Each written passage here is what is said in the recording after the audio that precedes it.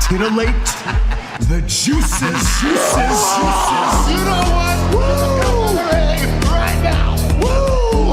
Woo!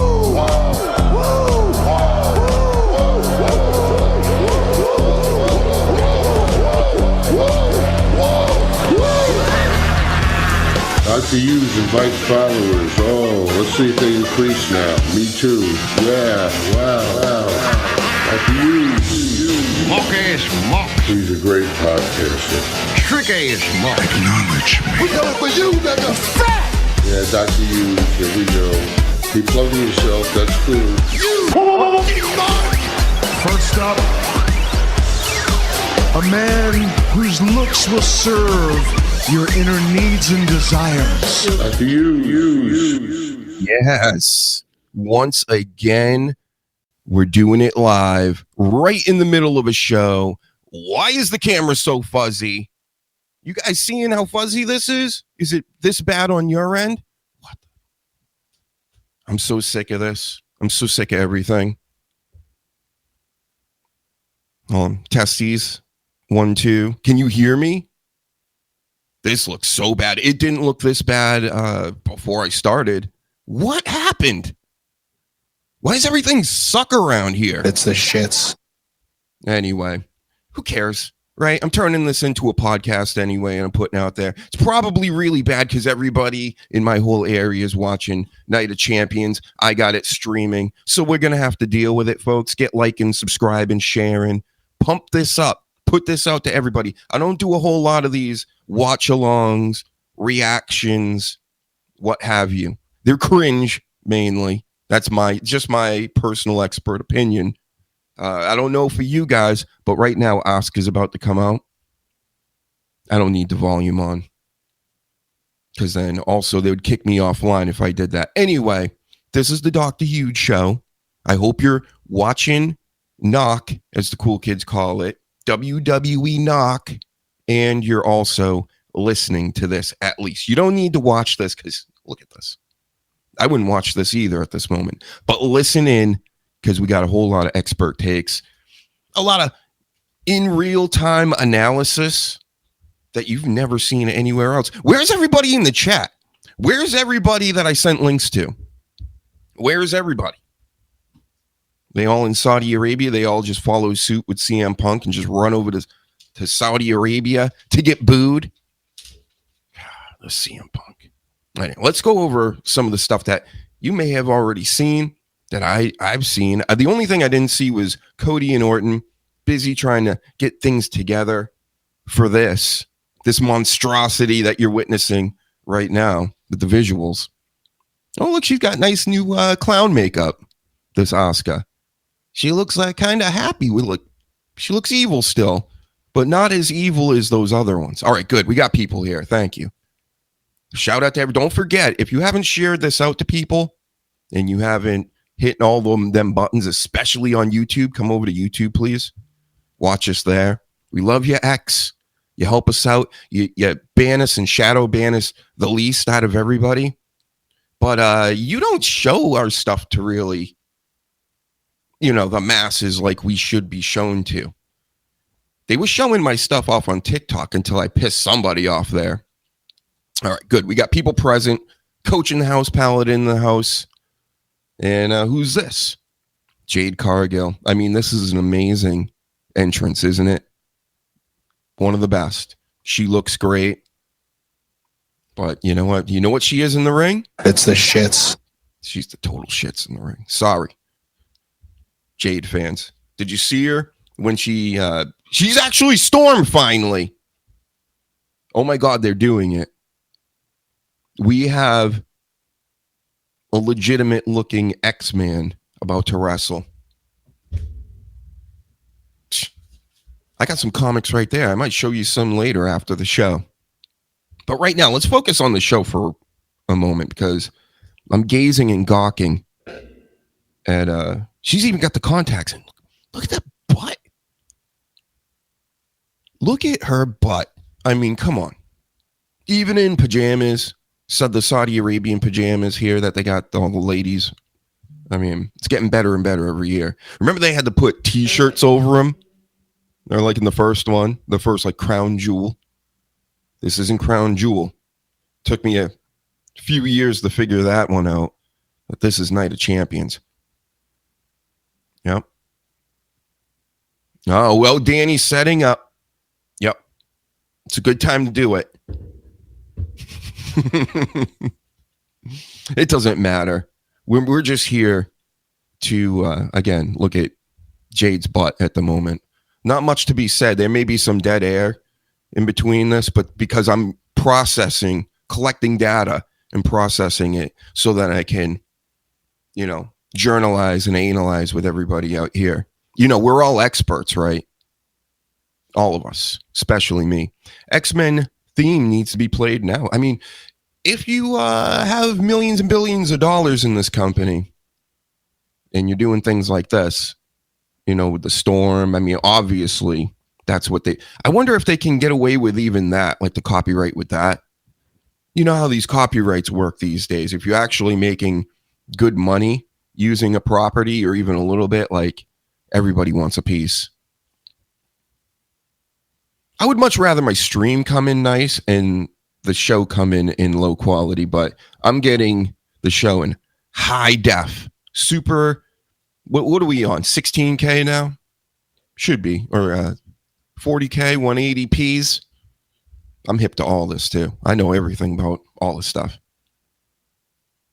Yeah, this is very distracting watching Jade Cargill with the white pants on. Very distracting. But yeah, she stunk in the ring last week. And the way she went, who'd she fight? Roxy? Yeah, Roxy was carrying her. And Roxy's like this big. She's like the size of Joe Rogan. And she was carrying that match. She was like, you do this, do that. Hurry up, let's go. You could tell. So Jade is still green. She would look great with a crown, right? It's all image based these days when it comes to everything. And I understand the wrestling thing. In wrestling, definitely you need a great image. But I think Asuka, if you ask me, Asuka's the one that should be getting crowned after being gone so long, coming back through injury. Make her a top star again, because before she got injured or left TV, she was a part of Damage Control. They were really kind of relegating her to the Bailey spot at that point. She's trying to help out her girls, tagging up Kyrie, Kabuki Warriors. Jade's knee really hurts. She's doing the old Family Guy routine with the knee. Getting kicked in the boobs. Rhea Ripley got slapped in the boobs a lot today. Jade is stinking in the ring right now. It's the shits. Exactly. Jade has been Ric Flair at the bar levels bad. You understand what I'm saying? Woo! I think you do. If you catch my drift, we'll talk about that later. We must analyze that, of course. So, yep. Jade's getting stretched right now.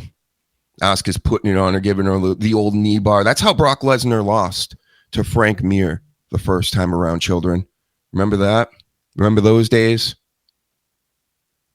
The UFC was like, that was like the pinnacle of the UFC around that time. They were killing it. Not like they're doing bad now, but coming off those first initial shows when they had them on Spike TV.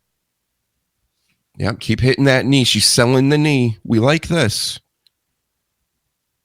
We like that she's trying to tell a story in there. It's just about her getting, I guess, used to picking up on, hey, I'm about to do this, that, and the other thing to you. And we got to keep track and all that. That must be hard. So wrestling is a little bit tough because it's going to make you like a little trigger shy. Is that a word? Phrase? Probably not. You know what I mean. And that's why a lot of the lady wrestlers are moving slow, pulling up, because they want to make sure they're not going to kill each other. I get it. I'm at work.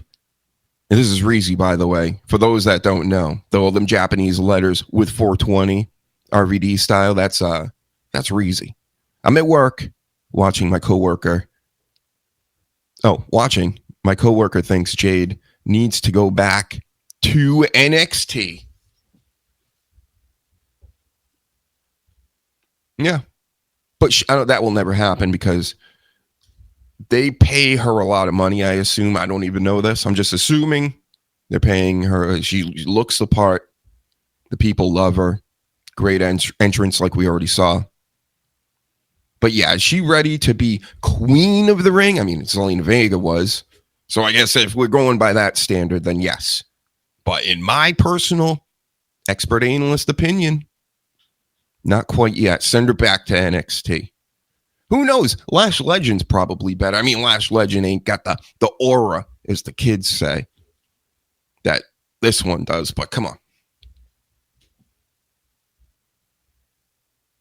All right, Asuka's laying him in still. They're getting in one of those New Japan back and forths. Elbows and elbows. More elbows. Back fist, back kick from Asuka. You know, her 5 moves of doom here. So it looks like we might be winding down. And if you're not where I am, catch up or slow down. Whatever you got to do. We're doing it professionally live. We're doing this together. Tell us in the chat on YouTube specifically. Thank you. All right, Asuka's going in for the pin. And it's a 2. I went to a show with the Sleaze years back, a SmackDown. All children around us. And I kept doing the 2 gimmick. Nobody got it. Nobody. And the Sleaze got it, so I was kind of just making him laugh. So I just kept going 2, and the kids would look at me like, "Is this weird guy?" Yep. That's what I do. Also, got to do the Elias chants. WWE stands for. That's what the cool guys do. Pin. Asuka kicks out. All right, I mean, we can wrap this up, right? Like, let's go. Are you not sports entertained? I'm kind of not sports entertained at the minute. I mean, it's an okay match. They look cool in their pajamas, but... Oh, she's going in for the submission. Asuka's got to win this. She's got to, right? She's got to. Going back a little old school with the slushy hair, which I like. I love that slushy colored hair. Now Asuka's getting pinned and she kicks out. 2.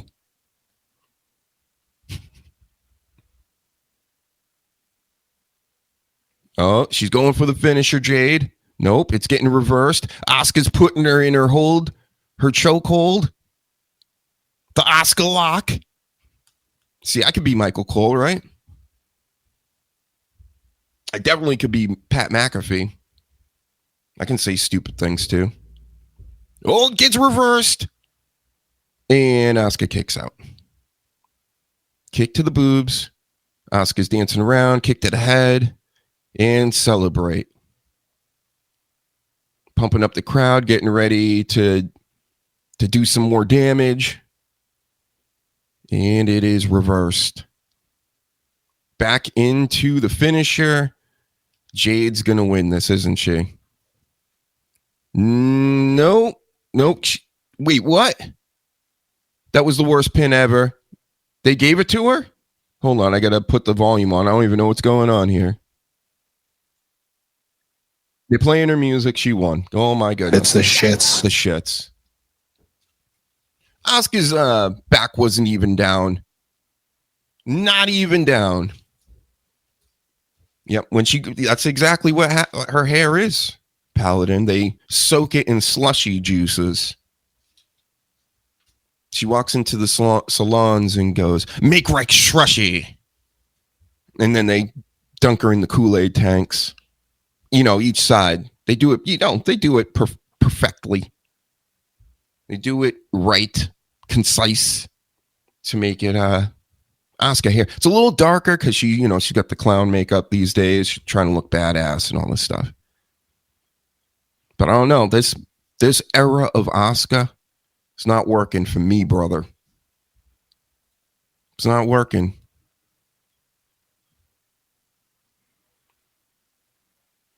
So Jade, I want to call her Cora Jade so bad.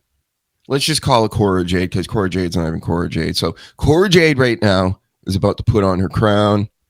She's shaking hand with the my fellow bald that runs Raw. She also shook Nick Aldis's hand for some reason because I don't know what show she's on, but I'm picking one. She's on Raw. She should only shake his hand. That was a bad match. Asuka carry Jade. Yep, we saw that in real time. Reezy, expert analyst. Everybody share this, please. We're going to get into the actual show of this. This is just me watching wrestling. She's doing a speech right now. Hopefully, I can't play it.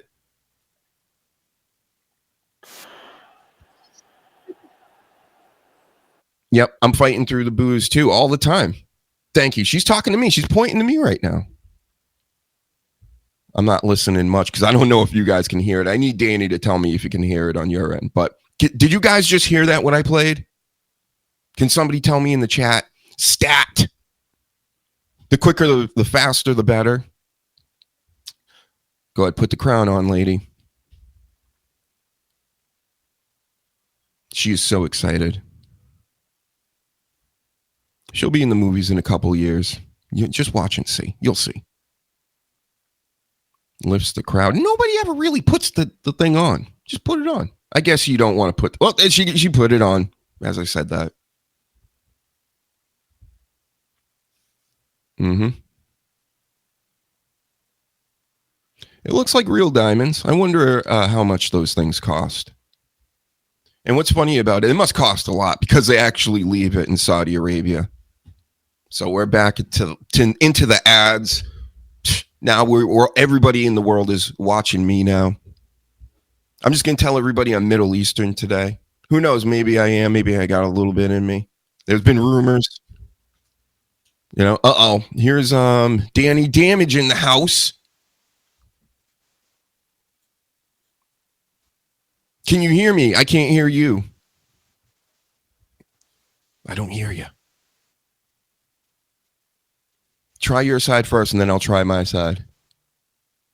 Because I'm pretty sure everybody's been hearing me. Nope, not yet. Nope, everything's normal over here.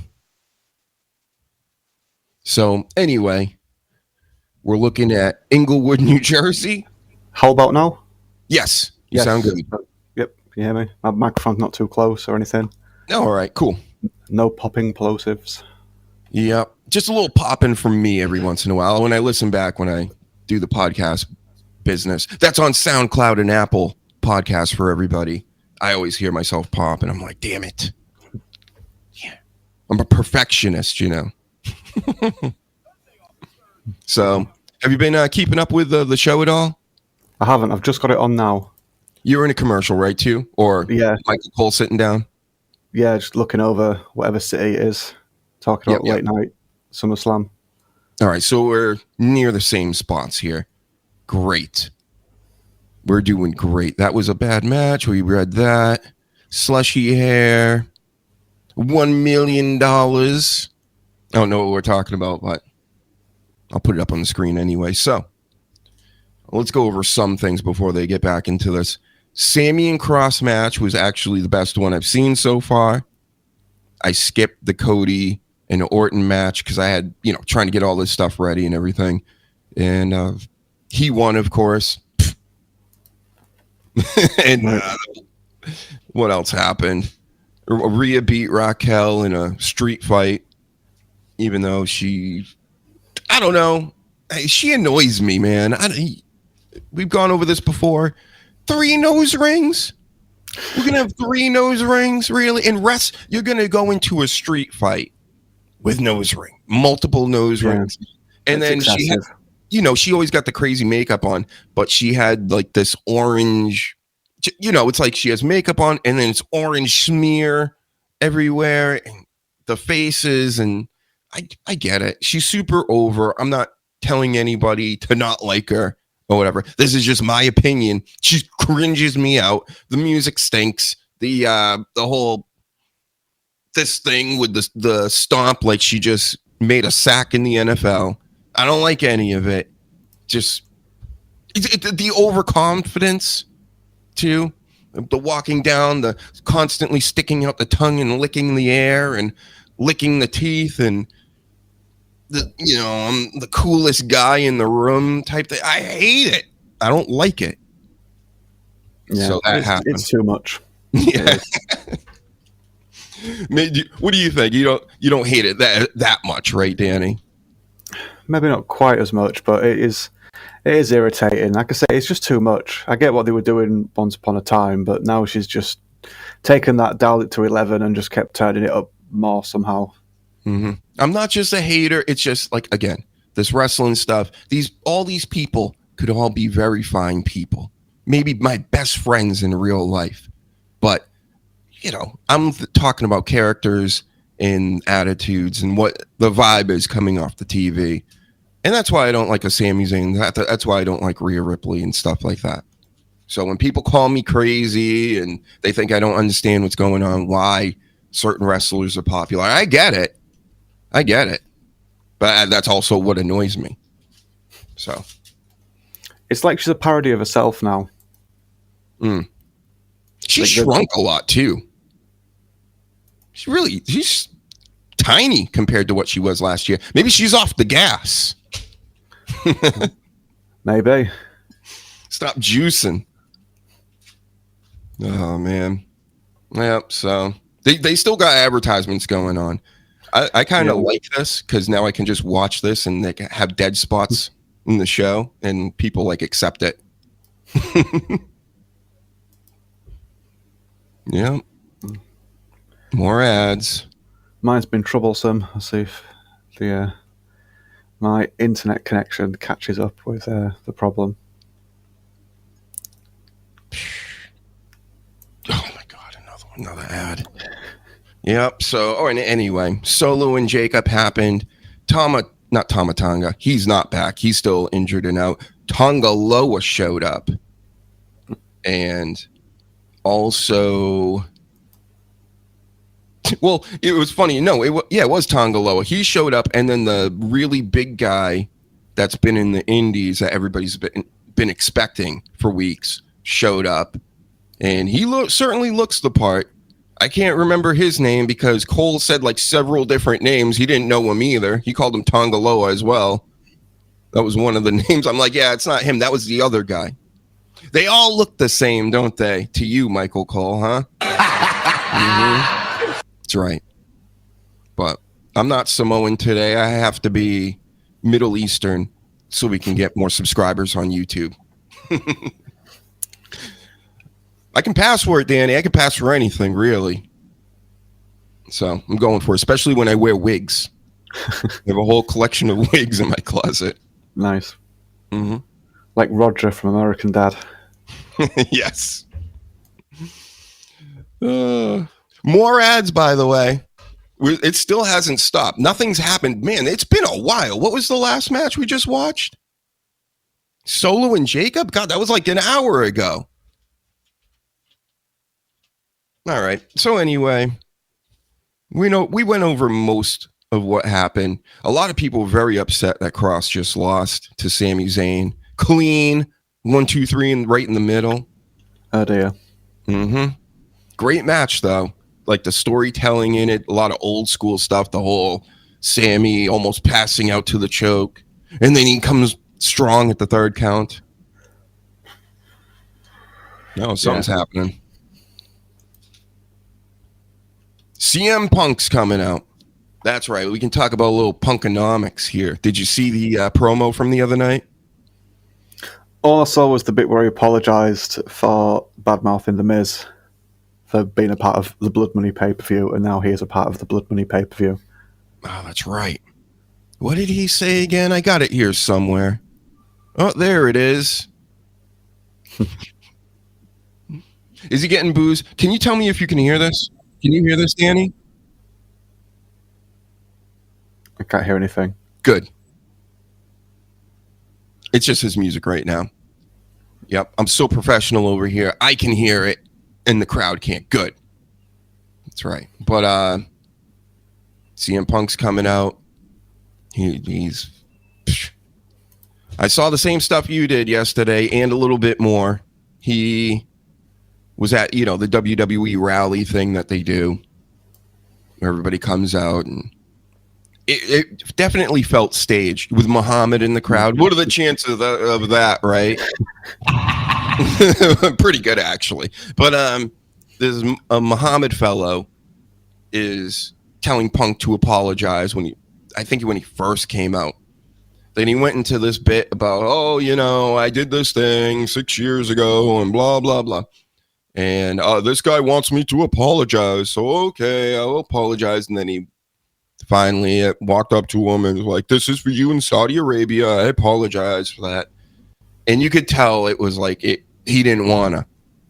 And also I could tell it was more the tone of how he was even going through this was like, well, it's your fault you read it. Like, who gives, like, what, I did it 6 years ago. Who cares?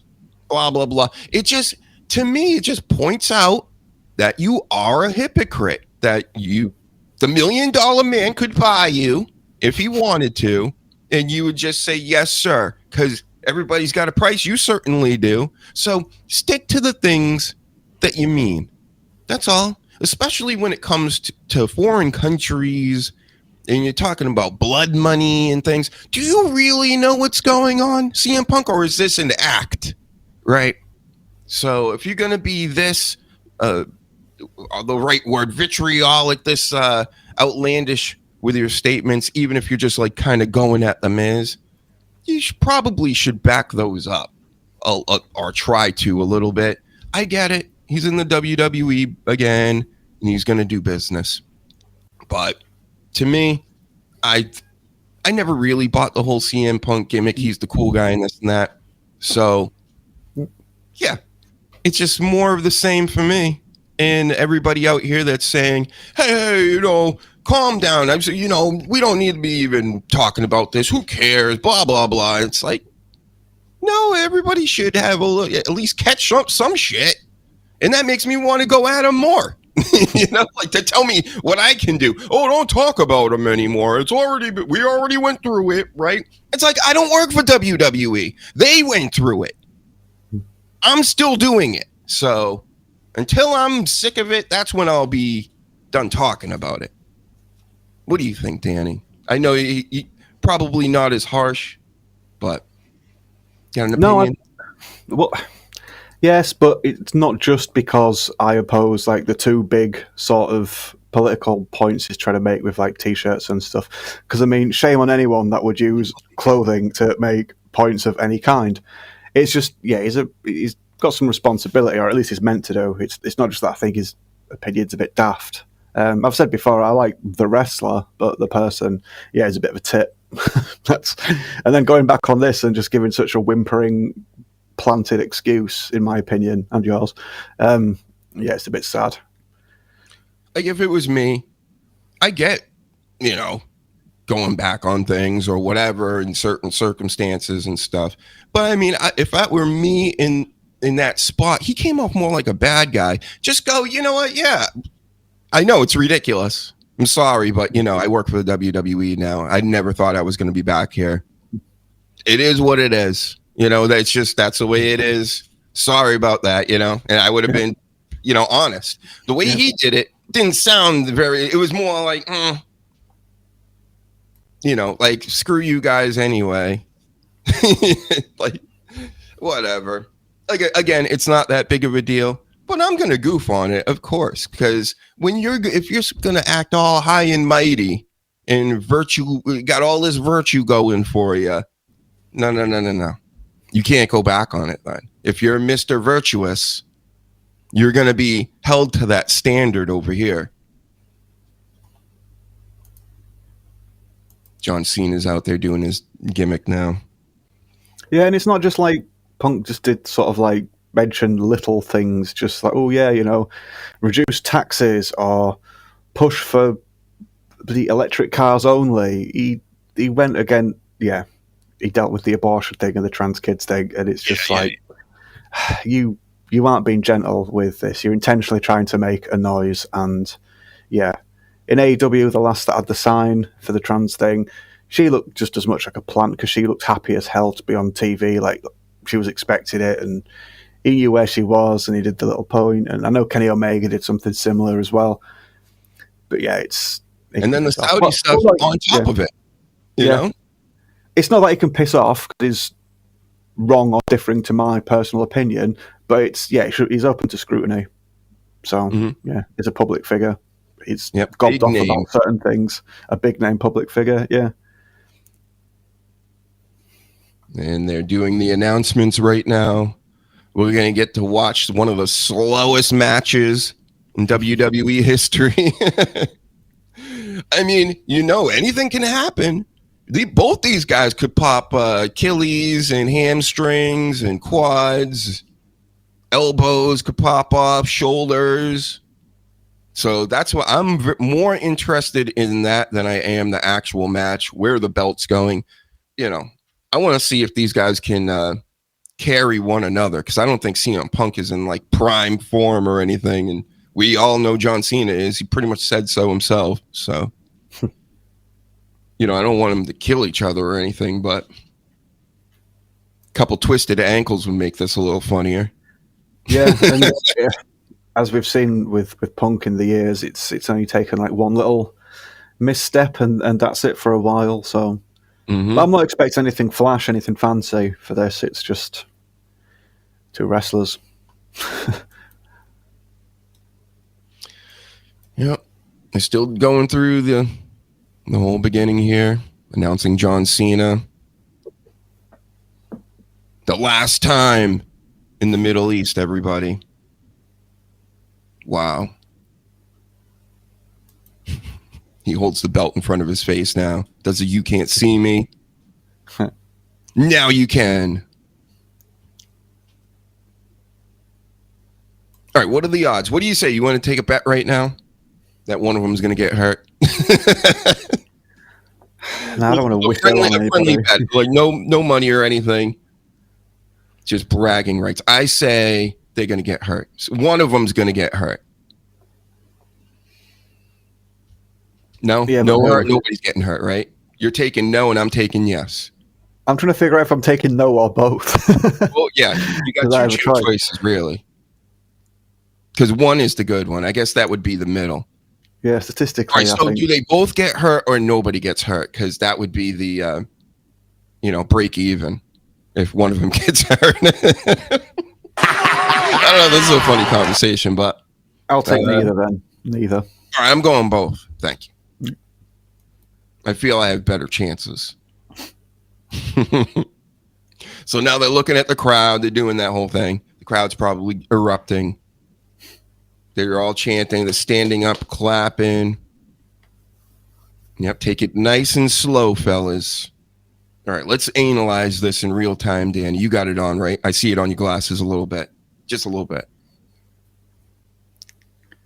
It's, I'm struggling to stream appropriately, but that's all right. doing what I can. Yep, they're getting in the old school locks here. Chain wrestling, if you will. Not like the Power Rangers over in AEW where it's flip over flip and, sweeps and jump over the sweep and all that.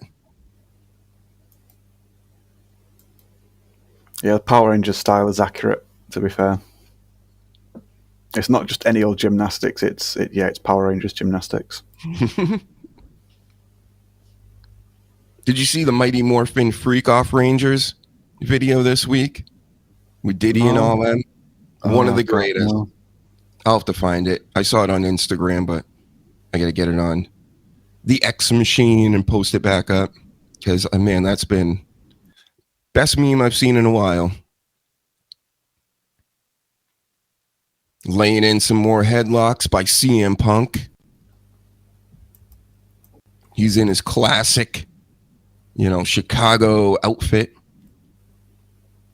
With Chicagoans, they really think they're awesome. Did you know that, Danny? People in Philly do too. I guess there's a lot of prideful people in a lot of these terrible cities. All I got to say.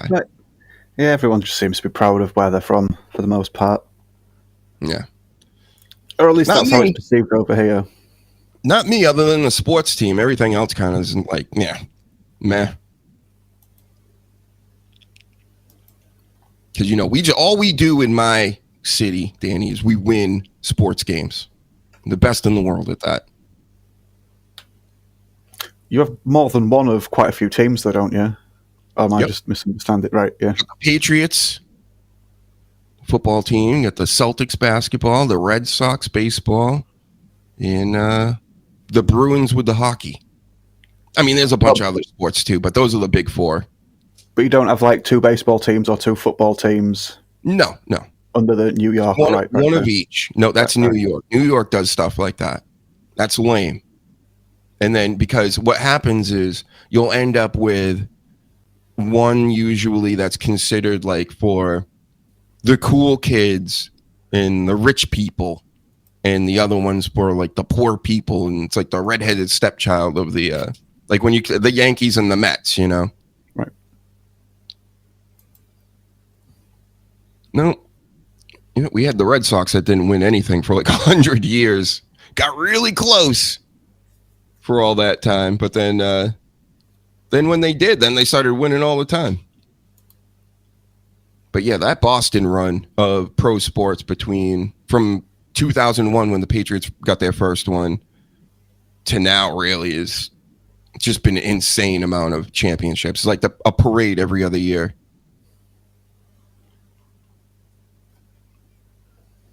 Yep. Oh, what's going on here? They keep stopping. They're resting. CM Punk's pointing to the sky, doing the ones, stealing gimmicks. CM Punk, I don't like that. Acknowledge me. Yeah, I expected a lot of this. I think you might win this bet because they're not really wrestling. Yeah, they're not going to try and injure each other or do anything risky at all, I don't think. Fair play to them. Mm-hmm. They don't They're, need to. they're literally having like a 5-minute rest and doing Hulk Hogan's, looking around and shit. Wow.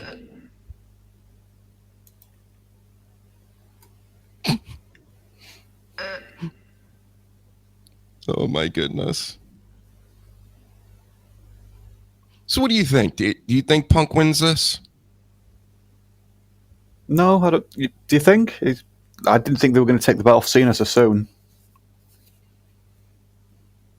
Who knows? I know Cena's got a movie coming out soon, doesn't he? I know he's doing this wrestling thing, but that would definitely give him a lot more time to go promote this movie that he has without the belt. But then again, when they want him to have the belt, I don't know. Honestly, I think either one of them could win this one. Of course, I lean more Cena, I guess. Shout out to William. Oh, go ahead. I was going to say, I thought they'd wait till at least SummerSlam before taking the belt back off Cena. And William says, yeah, but Memphis was the best wrestling town of all time. Maybe. Never been to Memphis. Probably never will, because there's also a very dangerous city, Danny. If you come to America, don't go to Memphis. Right. Is that the same with all of Tennessee or just Memphis? I would say just Memphis, but probably spots in and around everywhere in the U.S. You don't even know. It's so weird over here. You'll have like a super rich area right next to like the projects. And CM Punk's now laying down on the ropes. Is there nobody fucking pure in this goddamn fucking world? Like, get to it, boys. Thank you, Alex. He always gets so mad about wrestling. Man in the white mask? everything. Yeah. How you doing, bro? We're doing a watch along right now. Of course, we can't show it. I can't play anything, or else the Peacock police will come to my house and arrest me. But we got it on. Cena versus Punk for the ship. I don't like when they call it the chip. It's not championship. It's championship. So they're fighting for a ship. Get it? Yep. People in the crowd still popping for things. They seem to be liking it. The whole for first 5 rows you generally see are all pajamas, which look really comfortable. I would wear those pajamas, obviously. I would today, definitely. It's warm. Yep. I heard CM Punk was getting some booze. I don't think he won everybody over with his little speech yesterday. They might have felt the same way I did about it, but like, hey, this guy's just saying this. Which he was. Yeah. Yeah, it was pretty cheap. Just, yeah. Thanks, Mohammed. I love you, Saudi Arabia. I'm sorry. He's doing Zelina Vega's move, where he climbs on him, like a little kid fighting his dad. And it was reversed by Cena for another 2. 2. Is that what all them little girls do over in Japan all the time? Is that why they're always doing this? 2. And the man in the white mask says, I heard Netflix has the old wrestling TV shows. If you want, maybe I can make a Discord server for all of us and I could stream it. No need here. I have all that stuff. But thank you. It's very generous of you, man in the white mask. Very generous. Great supporter of the show. And the music, of course. Go check out the music if you haven't. Spectacular. Quincy Jones told me it was the best thing he's ever heard, so. True story. CM Punk's laying on his belly right now, looking like he's really beat up. John Cena is looking at the crowd. What do they call that in wrestling? Dusting. They call it something, some kind of weird name, where it's like, go do, let me relax over here for a minute because I just got my bell rung. Go powder puff the crowd. Something like that. Oh, we're getting into the 5 moves of doom already. You can't see me. Into the rope. 5-knuckle shuffler lands. CM Punk pops right up to jump on Cena's shoulders. Reverses it. Off the ropes. Knee to the face. Cena pops back up. Gets put into neck breaker. See, this shit's so easy. I could do this in front of millions of people like that.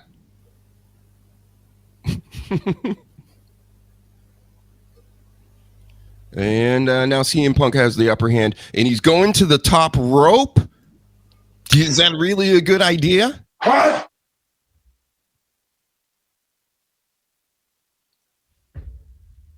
He's at the top now. He's going for it.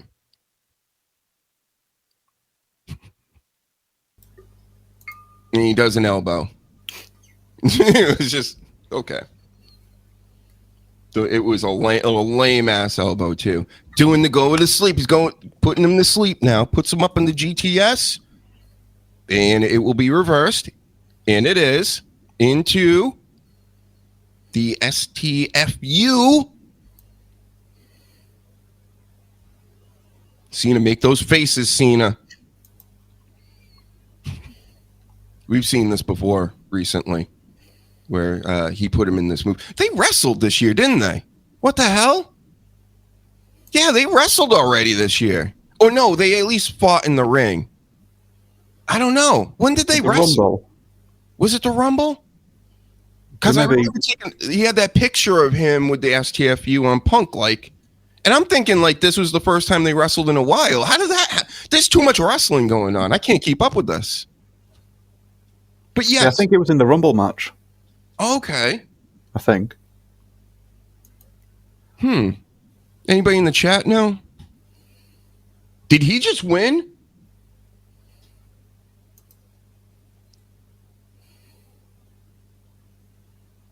That's how it ended? So he picks him up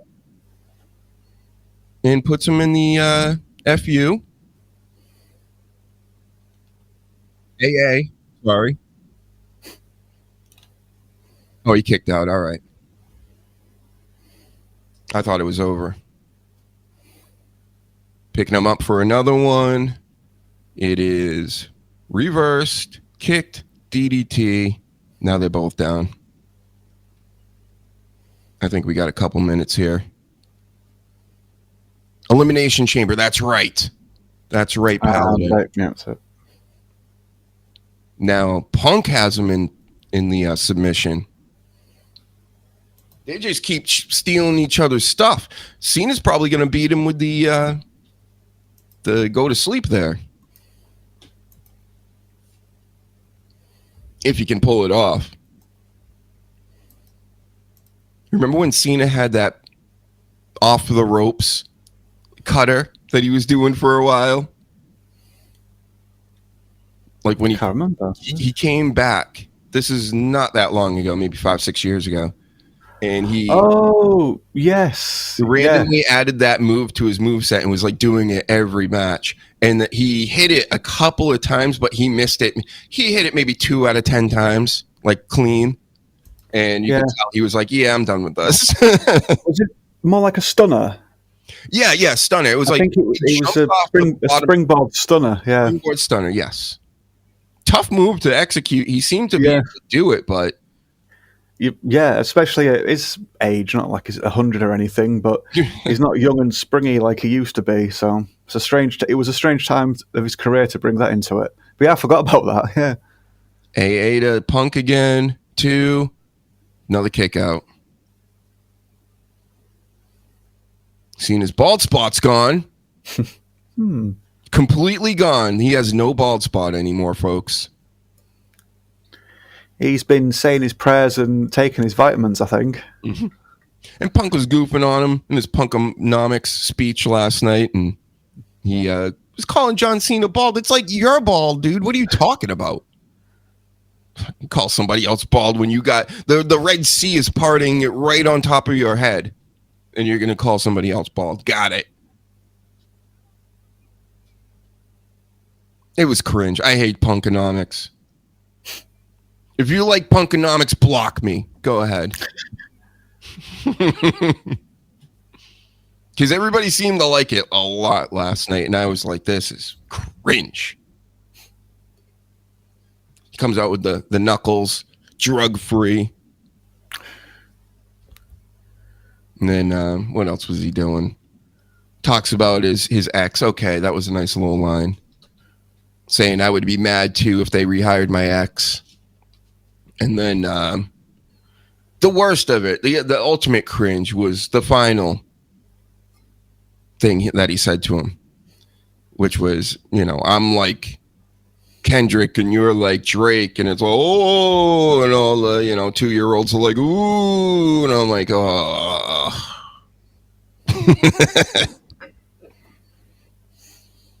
The Kendrick Drake stuff, like, I don't even like either one of them. How about that? I think Drake is an industry plant, clearly, to me. Like, that's been clear as day.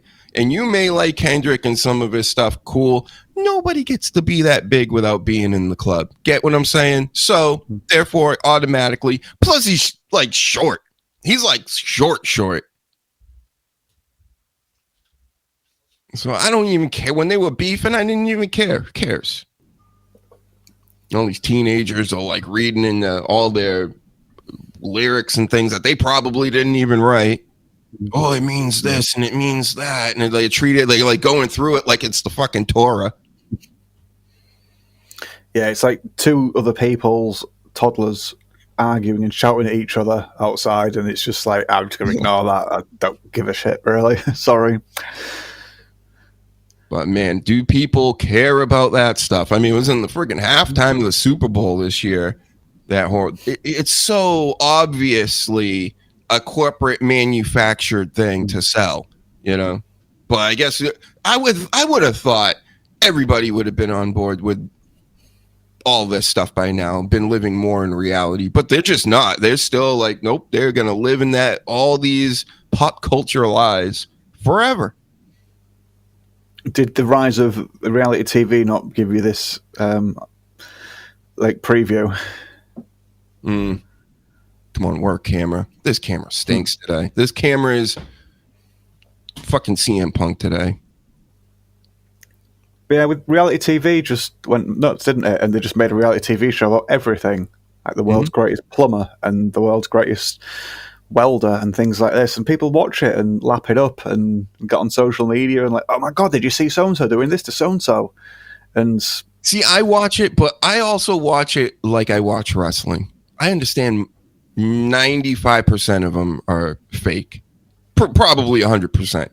Not completely faked, like where they already have the winners picked out. They know what and maybe not immediately, but they watch what everybody does behind the scenes, whether it's a cooking show or this show or that show, any reality show where people are getting sent home.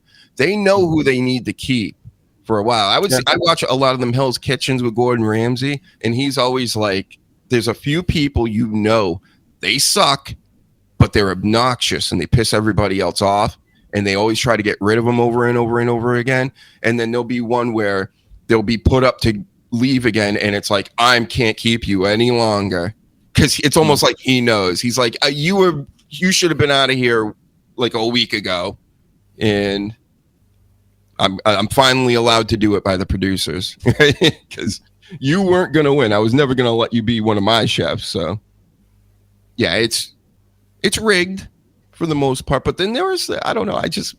I watch it like wrestling, and sometimes there are some great blow-ups. That's the stuff when you got the alcohol mixed. That's why I like Traders recently, and I love the fact that I don't watch it live. Of course, I got all these streaming platforms.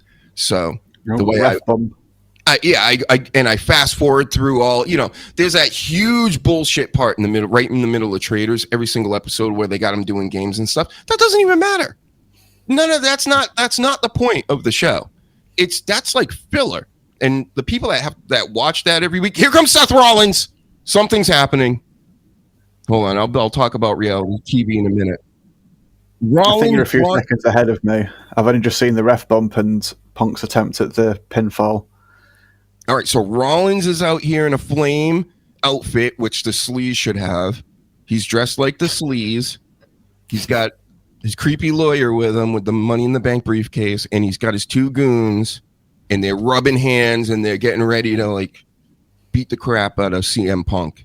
And CM Punk is, I'm going to beat you guys up, even though I can't even beat this old geezer up.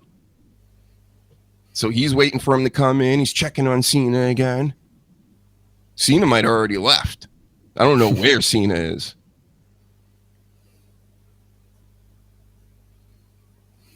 That's right. Take the glasses off nice and slow.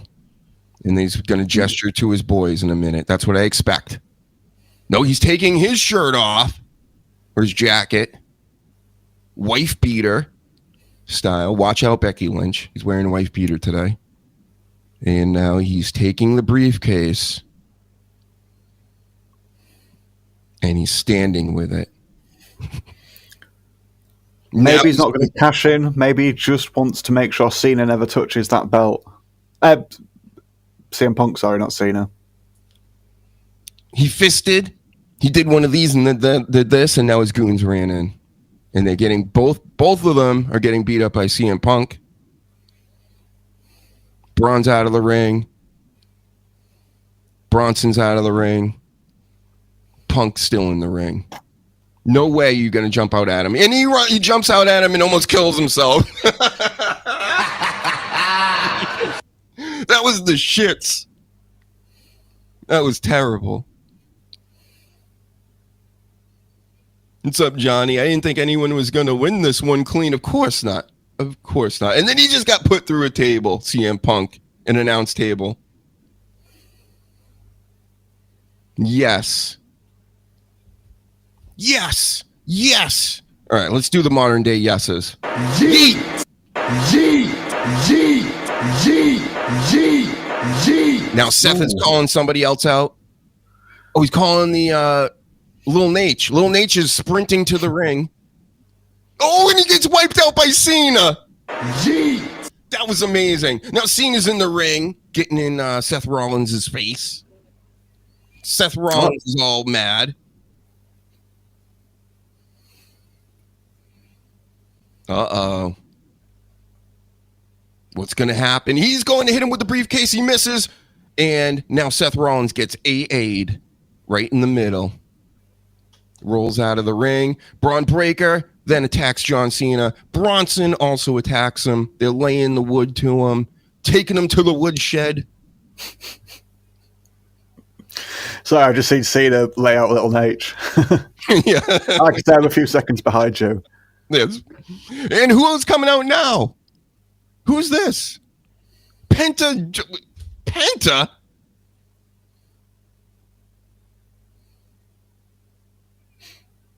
All right, so Penta's coming out. He's literally sleazy walking really slowly to the ring. You might want to help your boys. It's a pretty long walk. So now he's fighting Braun Breaker. Zero medioing. Kicking him in the face over and over. The focus is on that right now. Now Braun Breaker is tossing him over his head.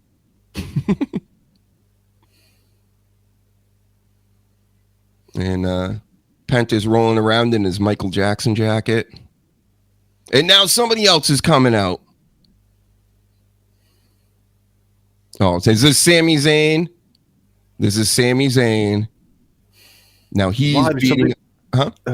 Why Sami Zayn? Did somebody drop some change? He needs a cup of coffee. Christ. He's super over in Saudi Arabia. Still a bum. Oh, wow.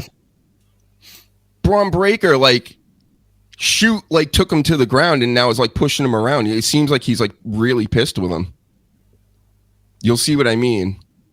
And now they're both getting ready for Penta.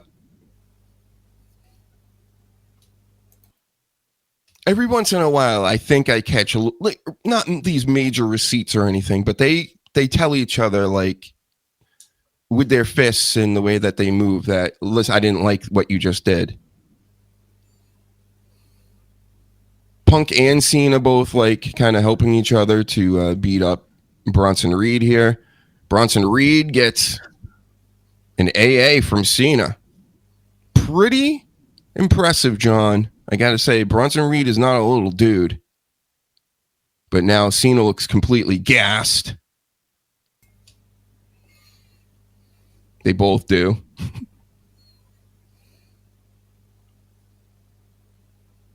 It would be nice to have Karrion Kross run out, but he didn't. He would have ran out to attack Sammy again or whatever. Nope, can't get him over too much, right? Even though he just put on a banger. All right, so we're back into the match now. They're staring at each other, giving each other time to recover, and they're doing the dancing in the crowds. So we're right where we started. There was a lot of excitement there, Danny. The best part for me was Lil Nate getting wiped out. Yeah. It's like a pounce from what was it, Monty Brown in TNA. Yep. Or when Keith Lee in NXT, when he sent Adam Cole flying, that was a meme for the year. CM Punk has put his hand out to shake John Cena's hand. Cena shakes his hand and is now doing the face again. He went to kick him. Punk knew it was coming. Now he's got him up for the GTS, and then Rollins hits him with the briefcase. Out of nowhere, stomp. And now Cena throws Rollins out of the ring and is about to pin CM Punk. 1, 2, 3. Hit the bell. John Cena literally running out of there, kind of. He just turned around. So Seth Rollins, how do you mess that up, bro? Two goons. You got your wise man there. You're involved. And you still can't cash in on two old guys. Why? Because Penta and Sami Zayn? Okay. Looks like that's how this is ending, with Seth Rollins watching John Cena walk backstage.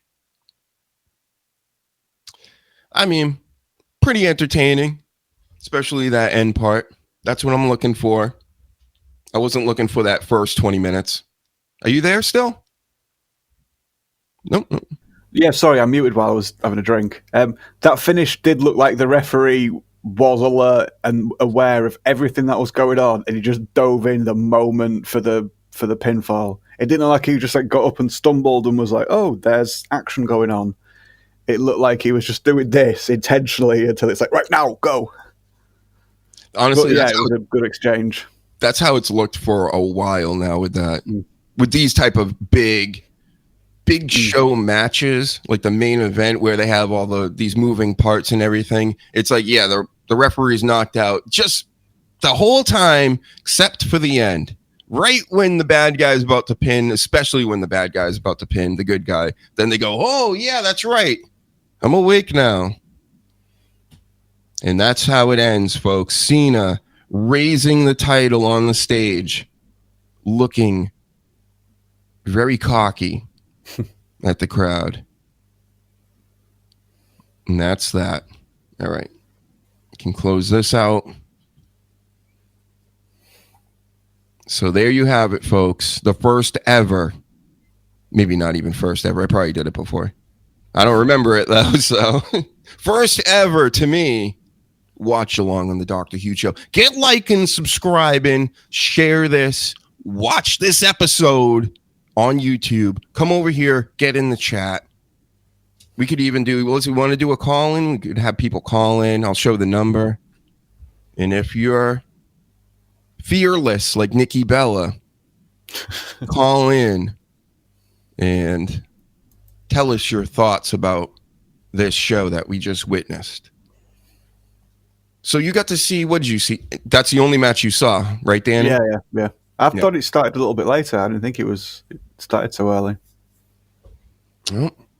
But I've been busy, so I wouldn't have been able to watch it anyway. So what did you think overall? You like the ending of it? Well, you're kind of still going through it right now, right? Yeah. Oh no, I finished it. It's finished now. Yeah. Yeah, like you said a minute ago, with the big match ending, it's like a recent era thing that was formerly just of like the Tribal Chief sort of match, with like one or maybe even two ref bumps, and then there'd be Heyman with shenanigans or the Bloodline with shenanigans. But they've just changed the people that do the different roles in that. But yeah, it was good. It didn't need to be anything massive, like with all the big flips and bumps. There was a table, somewhat of a table spot. They didn't really get him high up to go through it, but yeah, it did what it needed to do. Cena's still the champ. He can still just keep doing what he's been doing.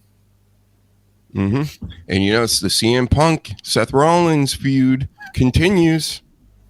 That's what that was. He got stomped again, which I love. And he's taken all that blood money, and it didn't pay off. So what did he take that blood money soaked penis for? Uh-oh. If not to win the belt, so he just looks even a bigger fool. Mm-hmm. Yeah, it just happened, folks. We witnessed it. All the Seth Rollins people come in and fail again. So Seth Rollins feels like, to me, he's going back into Weasel mode. But this time, when he was in Weasel mode in 2015, 10 years ago, he was destroying. He was getting multiple belts. Remember, he had the U.S. title and the main title.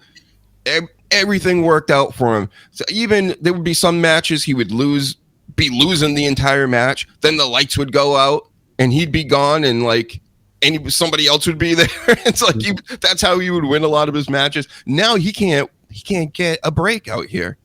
So Seth Rollins, I don't know, how much more help do you need? But he had Sorry. Oh, good. No, I was going to say, and he had J&J Security 10 years ago, which was Jamie Noble and I can't remember the person who the guy's the other name. one.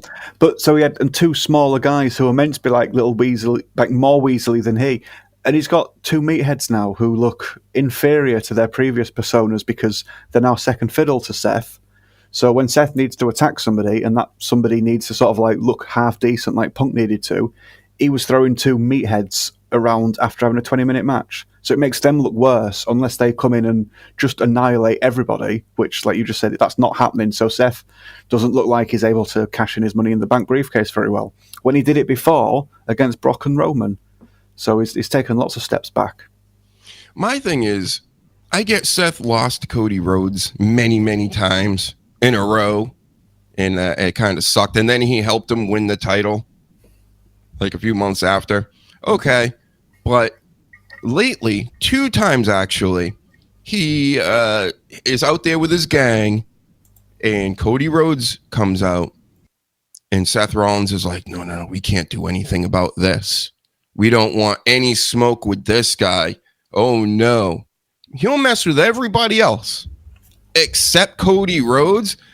He's that strong. I mean, I get that that's what the WWE's telling us, but I just don't believe it. Go fuck yourself. No, you, Cody.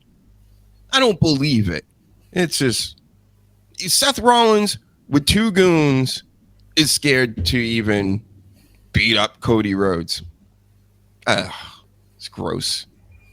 Anyway, so yep, that happened. Solo Sikoa, of course, won.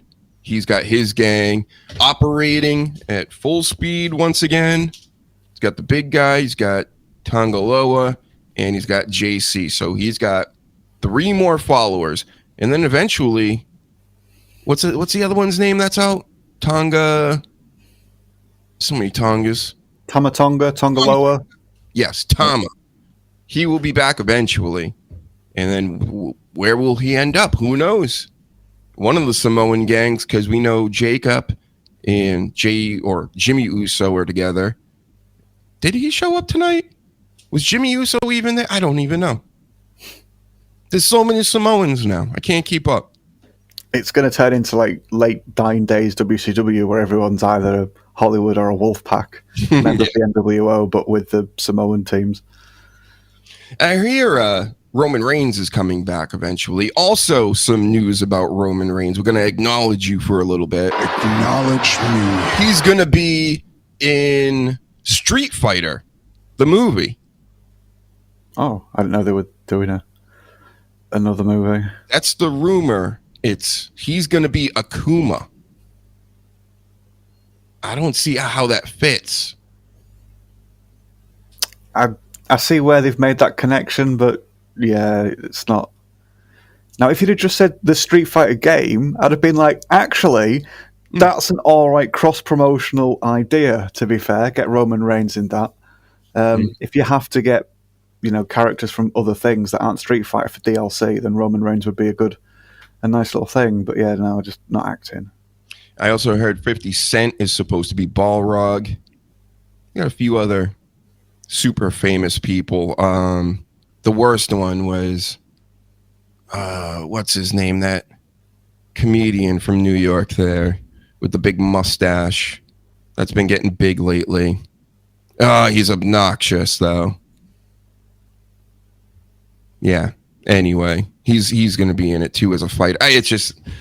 Listen, I don't know. It's all ridiculous, right? And I generally like these movies. I don't like any movies anymore, really.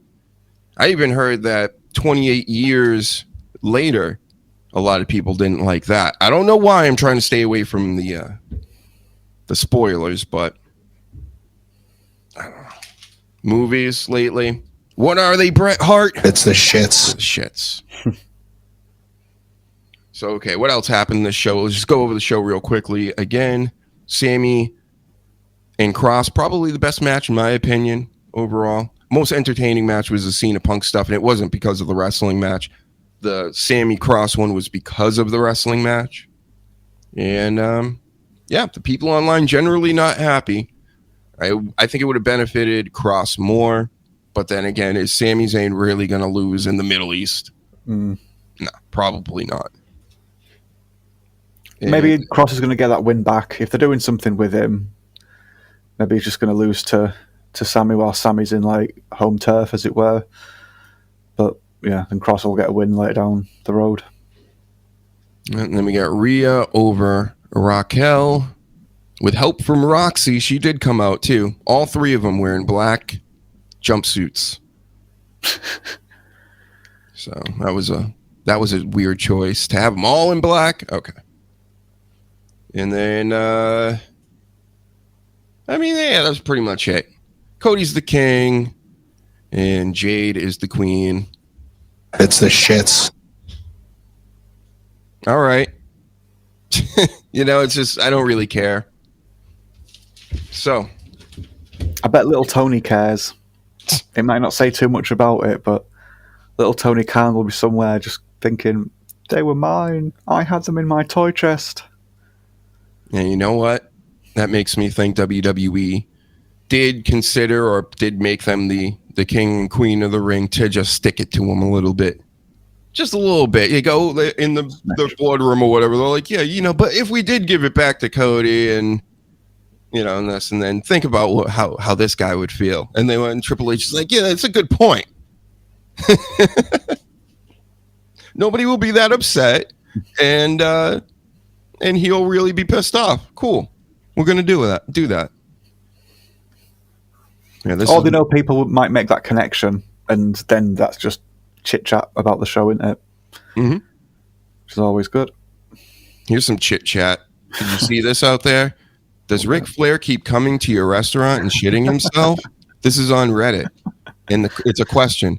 Man has shit himself like 6 times this year, drunk as fuck at bars and other restaurants. He gets thrown out of Water Street places all the time. Anybody in the service industry having to deal with this shit too? So, Ric Flair, what are you up to out here? I mean, is this really a thing? You're out here pooping your pants at the bars? You're like, oh, there goes Rick again. Poop my pants. Unbelievable. Yeah, it's Rod Stewart in South Park, isn't it? I didn't see this. I saw the video like last year, I think it was, where he was absolutely off his head and he was shouting at somebody in a bar, saying that he drops thousands and thousands of dollars here all the time and he's always bringing his friends. But I've not heard the shitting himself stories. Woo! He got kicked out of a bar in my area too. Yeah. Yeah. He was calling. He does the same thing over and over. It seems he goes to the bar, gets drunk, and then calls everybody fat boy. And then poops his pants and goes home.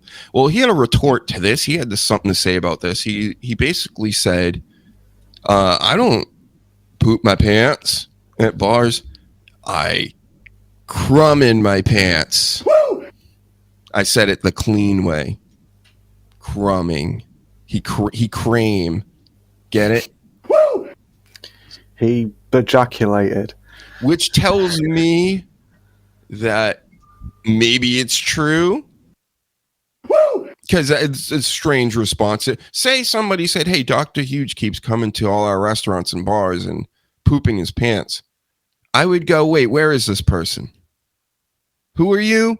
And I'd go, really? Do I? I wouldn't be like, no, I come in my pants too. I wouldn't say that. Then that makes me look a little guilty, wouldn't it? Yeah. I think that incident that I mentioned that was filmed from last year, I think that started in the bathroom.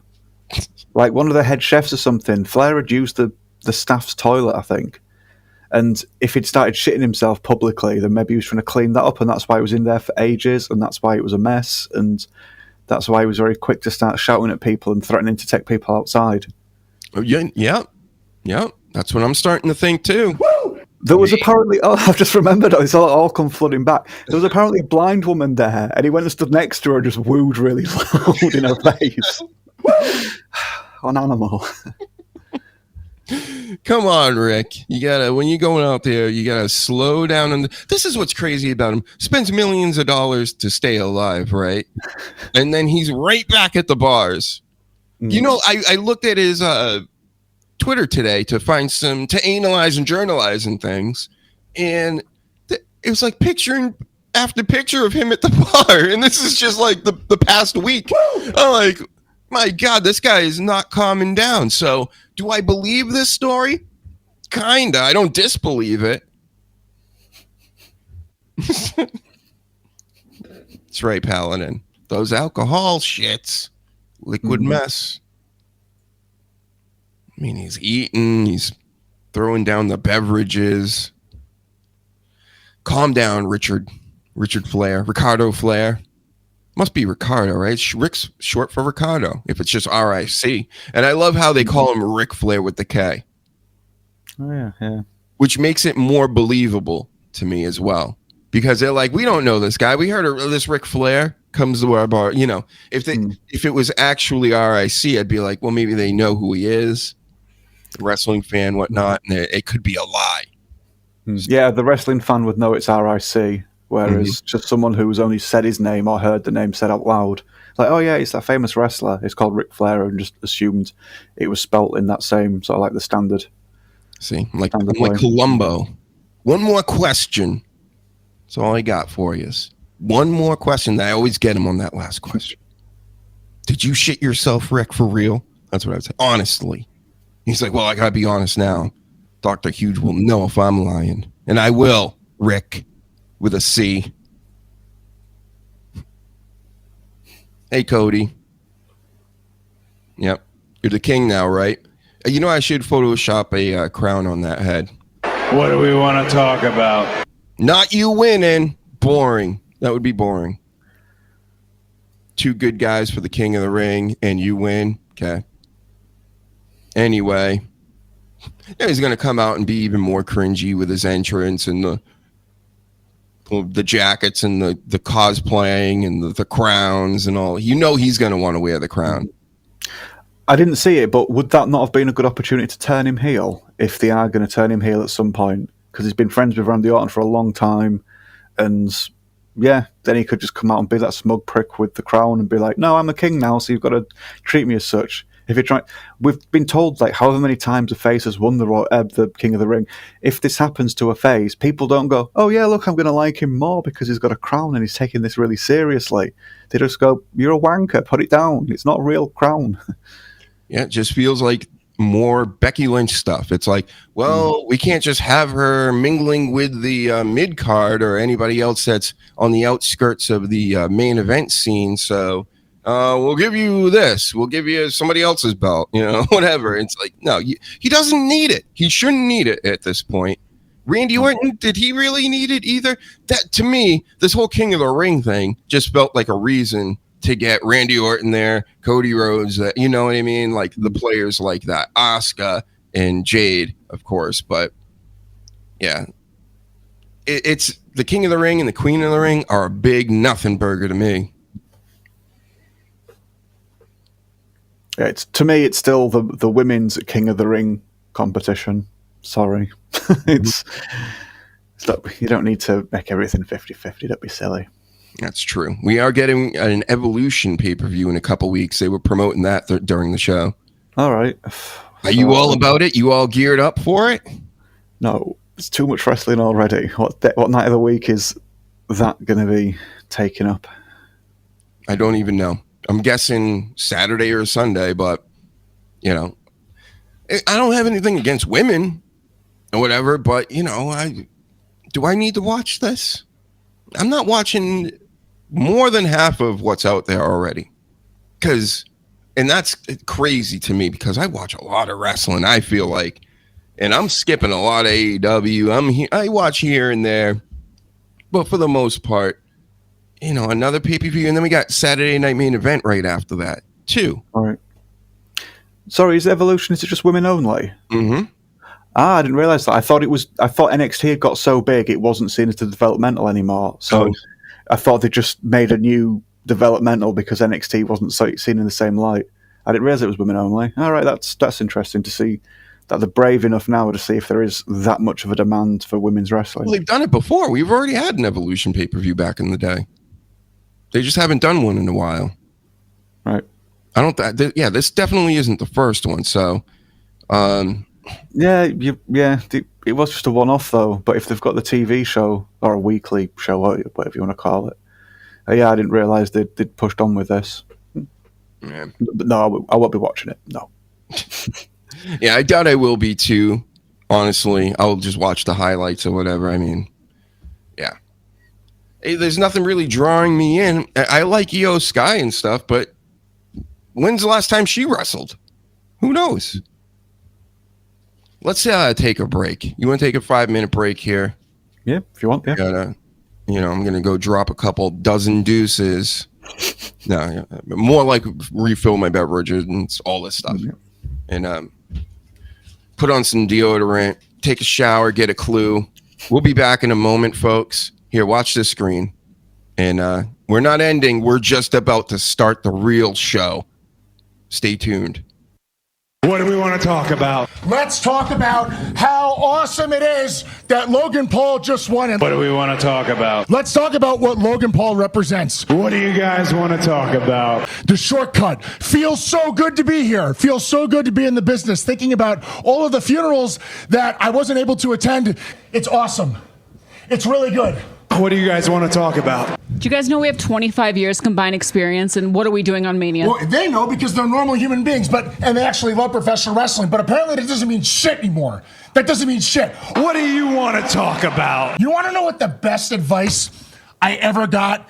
It was from Bill Goldberg. What do you guys want to talk about? It's all about viral moments now. That's what it's all about. Viral moments. What do you want to talk about? On behalf of all of the true fans of professional wrestling, guy with the suit and tie in the truck, go fuck yourself. What do you guys want to talk about?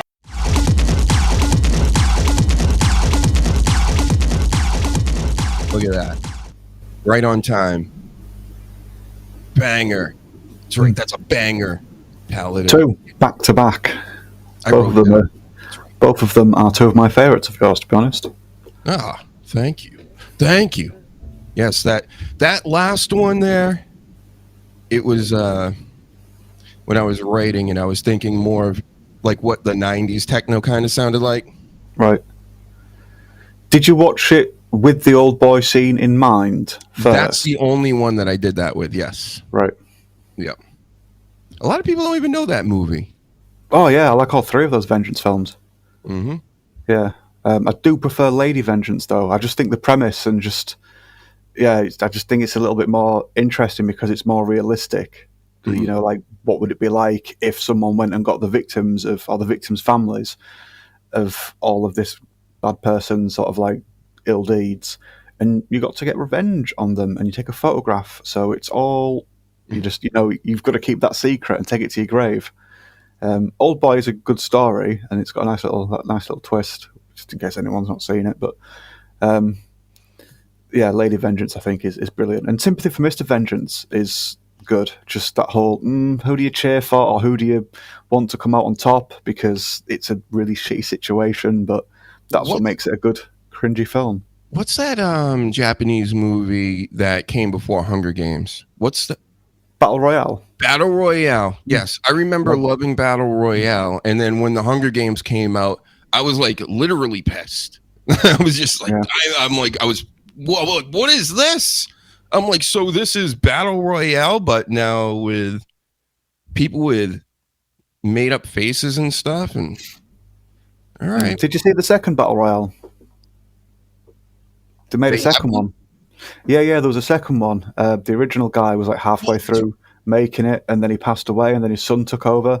It wasn't as good as the first, but if they'd just done the same thing as the first and ended it the same way or started it the same way, people would have just gone, it's just the same, done again with a different group of school kids. Right. But because they changed the sort of premise of that, where it was like a tag team sort of thing, you had a partner, I just thought it was different. Yeah, it wasn't better, but I do think it's better than what a lot of people will say, because it didn't quite have the impact of the first one. Yeah, and if you didn't know why we were even talking about all this, it's because of this album, folks. Still Spotify, Apple, all that stuff. But yeah, I mean, all my music videos, which reaches nobody. I have an actual artist account on YouTube, and I could release a million different songs, and max 50 people maybe, right? So go watch those videos because, I put time into them. Why not? Not AI. All of it was me. Thank you. Yep. No, and they are, just not to blow more smoke for the sake of it, but the videos are well done as well. You've done a good job with them. You should be proud, even if they haven't reached as many people as they should have done. Yes, thank you. Of course, I didn't film it all and stuff. I'm basically pulling and compiling all, not movies I necessarily love or anything like that. It's just things that seem in my head when I'm listening to a song, it makes me think of certain things. And it's generally fighting scenes and stuff like that. Yeah. It's a way of I think of like having people dancing your videos without dancing. Because it is kind of dance music. And it's demonstration of scoring as well, because you're essentially just, when you make the videos, you're just showing that you can sort of like just turn that into sound and just capture the mood in musical form. Mm-hmm. Keep that in mind, all you super rich people that may watch this show someday or listen to the podcast. Lots of ideas, right? But I'm not great with business, obviously. So, all right, let's get back into this wrestling. That's enough product placement for now. Yeah, for now. Listen, WWE is much, much worse than the Dr. Huge show. That was probably the longest bit that I've ever done about plugging anything. Most of the time I just forget. I'm like, oh yeah. So yeah, I'm looking at my scroll of pictures. Nothing's really striking me or sticking out that we need to really get into. The main thing was Ric Flair pooping his pants, which we've already addressed. It sounds like it was a fact. Let's just go with that. Maybe it was a fact. Allegedly, he does that. I think they pulled the original, that post off of Reddit. But again, that makes me feel it's more real, not a fake post. Why would somebody take off a fake post and call him Rick with a K? So, all right. So Goldberg's coming back. So it's pretty unfortunate. He's taking on Gunther. We all knew that this was coming. They kind of prepped us for this. And Gunther came out this week and actually cut a really good promo that nobody's talking about. Scathing promo on this Goldberg. Calling him this and that and, all the rest. Go watch it, though. But I just had to bring it up because I felt like there's so much wrestling now that everything gets a lot. The only thing anybody's going to remember is that John Cena Punk thing that just happened. Everything else is kind of thrown off to the side. Even the pipe bomb that happened the other night. So let's talk about this. Let's get in depth more with not only the pipe bomb that John Cena did, but the Punkonomics. I seen people during the week this week after John Cena's ripping off of the pipe bomb, and they went, "Oh, see, Punk's going to do Thugonomics now." And I read that and I went, "Oh, I hope not." And then he did it. So everybody kind of knows what the deal is. We know what you're going to try to do creatively. And the whole point for me of watching wrestling is to be worked and swerved and all this. I don't want to know rumors. I kind of keep up with things to relay the message to the people out here, but I don't really want to know what's going on. And I'm not that interested. I want to be surprised when I watch this. And I'm never surprised. I wasn't surprised by anything in the show today, nor was I surprised that they came out with the Punkonomics.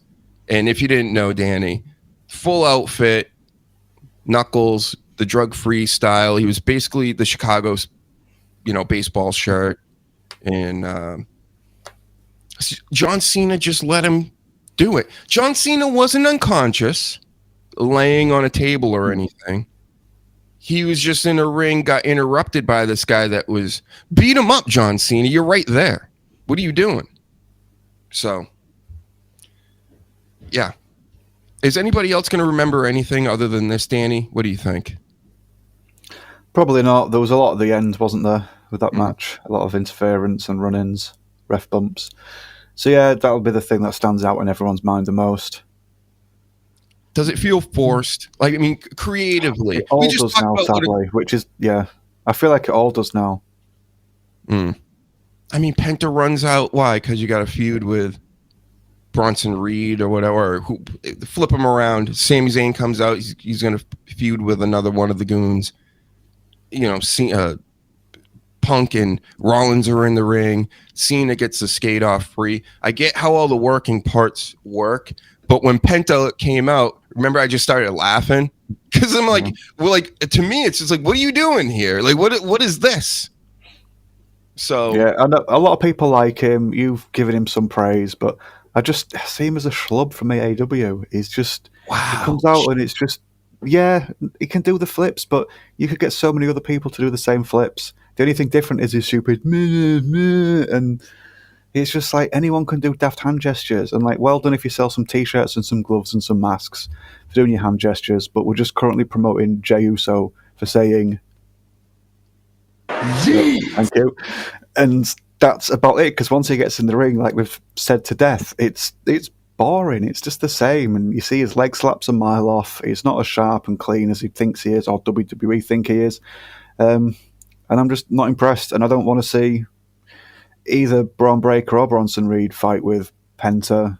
I think they should be well above his level. And the same with Sami the Bum Zayn. But WWE like him. Wouldn't it make more sense if they were going to have like a Penta getting involved with the Seth Rollins crew and all this, that you would have Phoenix also getting involved? And I know he's on another show, but again, that's just putting them on two shows like that to premiere them is cool, but they get it over with. They're going to be linking up and becoming a tag team pretty shortly, I think. But for right now, the people seem to like it. They do have great entrances themselves and the music. A lot of why the kids like the wrestlers they do is because of that and the image and all this. So who knows? Maybe they won't be tagging up soon. Yeah, if you're going to have them both attacking either Reed or Breaker, then fair enough, I'd buy that. There's two of them. They might be tiny, but there's 2 versus 1, so I'd believe that's like, that's going to keep that guy distracted from carrying out Seth Rollins' evil deeds. But when it's just one-on-one and then Sami Zayn's going one-on-one after he's already had a match that night, and it's just like, I'm not buying that shit. Yeah. It doesn't make much sense. And why is Sami Zayn involved with them again? I can't even remember why he's involved with them. Because that was like months ago, Sammy. And in wrestling terms, that's like years with all these shows. So let me get you. That's Braun Breaker. Don't mind the dog barking. It's Braun Breaker down there.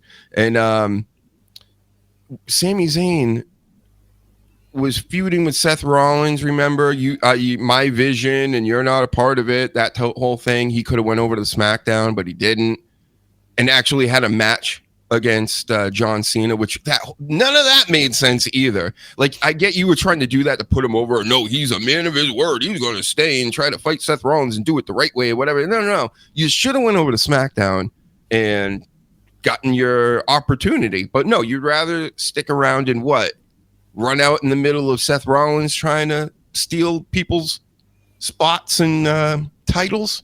I don't get it. So that's his interest in the angle, is Seth Rollins. I thought it was with Heyman, because he was previously in the bloodline with Heyman. So I'm thinking out loud. I'm trying to figure it out. I'm not saying it's still because of Seth Rollins, but what's happened? He attacked Seth Rollins' people. He essentially stopped Seth from accomplishing his goal. So I think that's the main reason why he's still doing it. If we're looking like at the long-term picture of a couple months. Because, these guys are bouncing around everywhere. Sami Zayn is AJ Styles to me, because Karrion Kross was just doing that AJ Styles bit with him for months, and then it just bleeds into this. And I'm like, wait a second, wasn't that AJ Styles? What is he doing? He's better than Sami Zayn. Mm-hmm. So, again, this stuff, believe it or not, as silly as it is, this stuff is hard to keep up with, because they're shaking and moving sometimes. And it's at things you're not paying attention to, because we're all looking at John Cena and CM Punk trying to figure that whole thing out, why, Penta and Sammy are out there. We get why Rollins is out there. But are we doing a WCW versus NWO type deal or not? Because you might as well go all the way with it, because that would make more sense. be like, oh, you got the Rollins crew, right? Maybe even add another member. And now that would make sense why Penta has to team up with Sammy and who else hates Rollins? Punk and Drew McIntyre, maybe even if he comes back. And you can have all these working parts because, Drew McIntyre hates CM Punk as well. Posted about him this past weekend. So I'm expecting to see him sooner or later. It feels like it feels messy.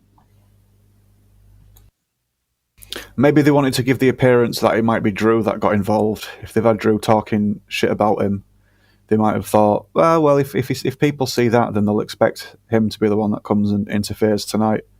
And then it was somebody different.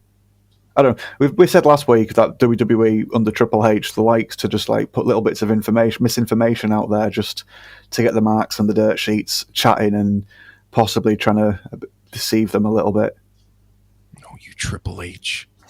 You sneaky Triple H over here.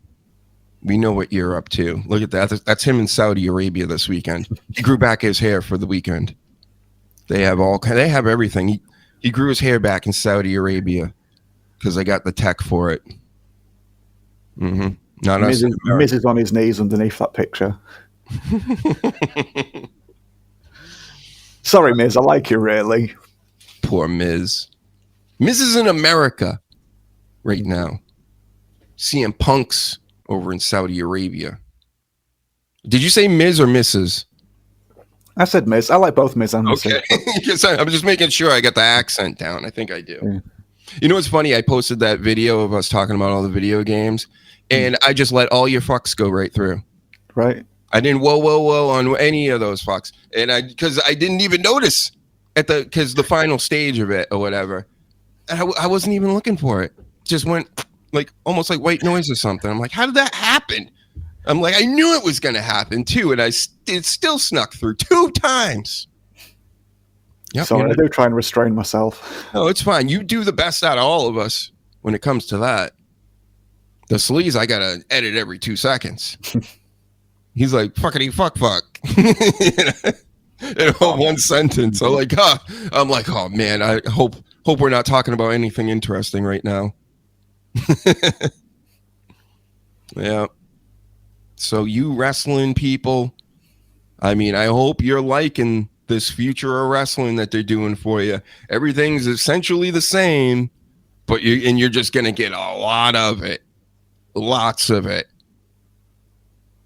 The adverts change at times, though. They get different adverts in there, so that's good, I guess. Yeah, people just show up and disappear. Stories change on a dime. It's all the stuff we've been going through over the past few months. Becky Hogan just coming in, throwing her weight around. Seth Rollins is my husband, and I want this, and I want that, and I'm the IC champ, and I'm this and that. And people are like, why don't you talk about Monet then? And I'm like, I do, but then again, I don't care that much because I can't watch all this wrestling. I'm not watching her in all her stupid titles because it's so stupid. I'm not even bothering to watch. So how about that? Becky Lynch is at least better than that. Then we like this guy. You're so wise, but you can't. You and the Architect, 2 of the wisest people in all of wrestling, can't figure out how to cash in a briefcase in a month. Got it. Where are you? When you've got 2 units beside you as well, it's not just Heyman and Rollins putting the brains together. They've got 2 absolute tanks beside them. And Sorry, continue. No, I like things to make sense, and that made sense to me. What you just said. This guy's still gone, still crying in the car somewhere. There's that live picture of that. It's getting screwed over and over and over again. You were a champion recently, albeit 5 seconds, but Damian Priest, nobody believes in Damian Priest. Even Uncle Old School, I talked to him the other day, and he said, what's with this Damian Priest guy? He's like, they just need to not give him a microphone. I just started laughing because he knows nothing about the internet. This is all coming straight from him, just watching wrestling ever since the 50s and 60s. That's why he kind of still believes in it, believe it or not. But he's just like, stop giving this guy a microphone. So, yeah, get it together. It's the it factor thing.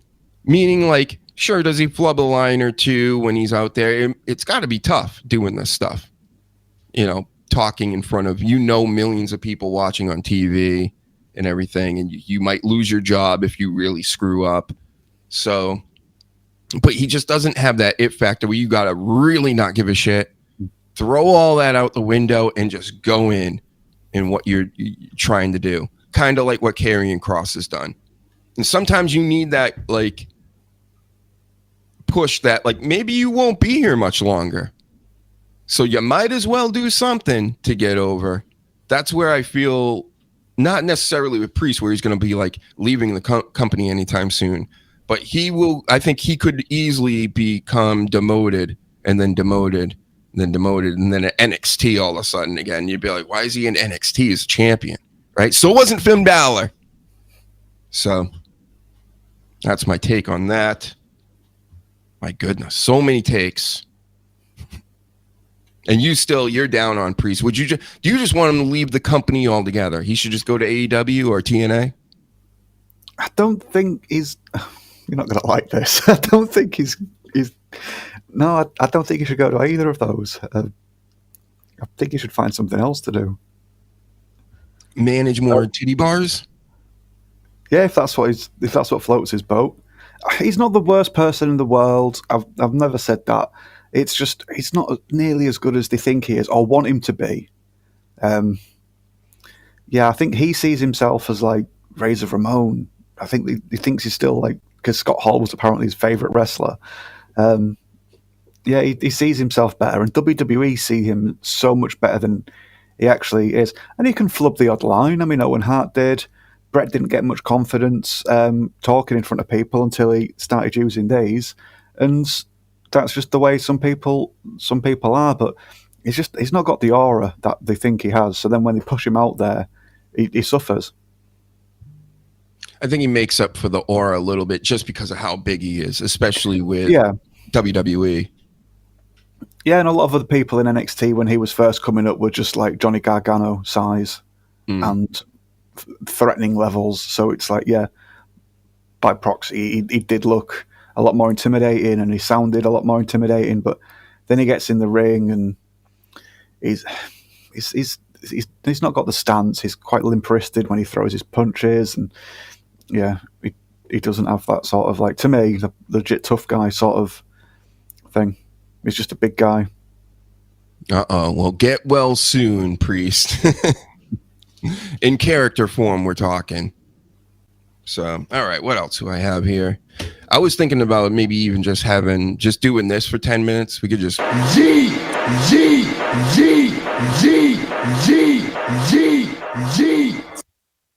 give ourselves some breaks like CM Punk and Cena did this afternoon every once in a while. And then we can always, in the middle of this, I go, well, I don't want to say anything for a few more minutes. So just like they do on TV, remember they run it back. So you got the whole Yeet Fest for 20 minutes where he initially comes out, Jey Uso I'm talking about, on Monday Night Raw. This is what I've been watching every week, Danny, and this is going on top of compounding on my ability that I'm about to have to get rid of Netflix for life, brother, because 20 minutes of Raw is this. And then they get to the ring, and then he goes, all right, okay, everybody, I know what you want. It's just never ending. You got the Teletubbies over there, didn't you? Are you familiar with the Teletubbies kids program? Yeah, they'd show like a little video, which wasn't actually like with the Teletubbies. And then when it came back, they'd just do like a childish thing that kids like repetition. So they just go again. And they play the exact same pre-filmed video with like some kids singing a song in a school or something. And yeah, when they do that with Jey Uso, it's just, that's all I see is just the Teletubbies going again. We want it again. We're going to get so over with this. Look at Paladin likes it. Let's just keep doing it for a little while. Why not? I like this better than thinking. Come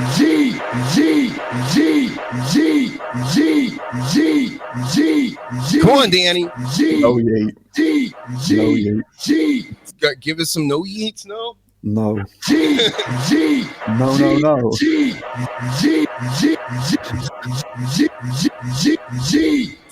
Yeeted out of my mind over here. I think I lost everybody over 40 that's been listening, though, Danny. I think that's how it works. The kids love it. The adults hate it. You press that so many times, then the Y turned into a J. I'm not going to say that loud because YouTube might smack your bottom. But so they do that. They do it the second time, like you say. Then they'd go to commercials, and then when they came back from commercials, they'd be like, previously, before the commercials, and then they'd show it again. Oh, wait, we got double the yeets. Here, triple, quadruple. We did it. Whew, that is a workout, even with one arm. And I got to watch myself because somebody could screen capture that and put a Nazi sticker on my arm, and I'd be kicked off the internet all over again. You need a second? Oh, no, you're just putting it away? Okay.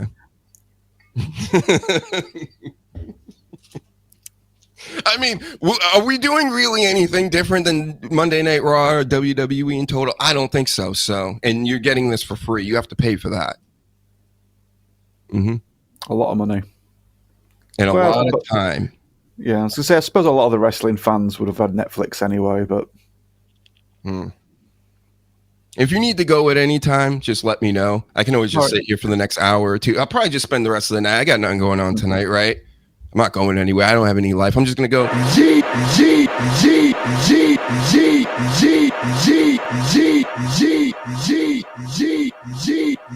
I could do this all day, Danny. All day. The live long day. So, all right. I'll give it a rest for now, folks. But so we talked about that. How about Julia? Julia is now the U.S. champion. The kids are very happy. We saw this coming a mile away. Once she started cutting promos against Zelina, it's like, yeah, Zelina, give that thing up to Julia. Not on the same level. Sorry, sweetie, honey. So I like that. Do you like that? I don't think I know who you mean by Julia. The only one I can think of is the one from AEW that was in the faction with Malachi Black. This Julia. Is Julia with a G. Right. She's got the braids now. She came from somewhere overseas. I don't think I've seen her, actually. But yeah, just not having the belt on Zelina Vega, I've stated before. You've heard of Stephanie Vacker, though. Yeah. What's funny is Julia came in to NXT before Stephanie Vacker, and all the shine was put on Julia, like this is the next big thing. Right. Then Vacker was kind of like the second in line, like, and Stephanie, you know, she's from over here, and she's coming in too, 2 international stars, right? Then Stephanie Vacker just like totally overshined her. And that's probably why you don't even know. You know Stephanie Vacker, you don't know Julia, and Julia is the one they were trying to put over first. I've just quickly looked, and I didn't realize that's how the name's pronounced. But yeah, that's I do. I have. Did you think her name was Julia? Yeah, I didn't think it was pronounced that way. Julia. What movie was that from? I don't know. That was a comedy movie. Somebody was named Julia Gulia, and then Married with Children. We had Marcy Darcy. And on the Howard Stern show, Richard Christie's wife is Christy Christie. How about that? That's real life, though. Imagine being named Christy Christie. So, yep. Julia, you're the champ. You're the best in the world. Best in the USA, technically. And what else is happening? Bailey being pretty cunty to Lyra lately. She went to take on Big Time Bex. No, she's back to being the man, right? And yeah, that happened. I mean, what am I going to say about that? I don't even want to talk about it, to be honest. I'm just reading it because I wrote it down for some reason. It might have been interesting a week ago, right? Well, Bailey is better as a heel, though. I think that's quite just common knowledge now. After seeing her just as the stupid right all the time, it was just really refreshing to see her be a heel and just act like a prick.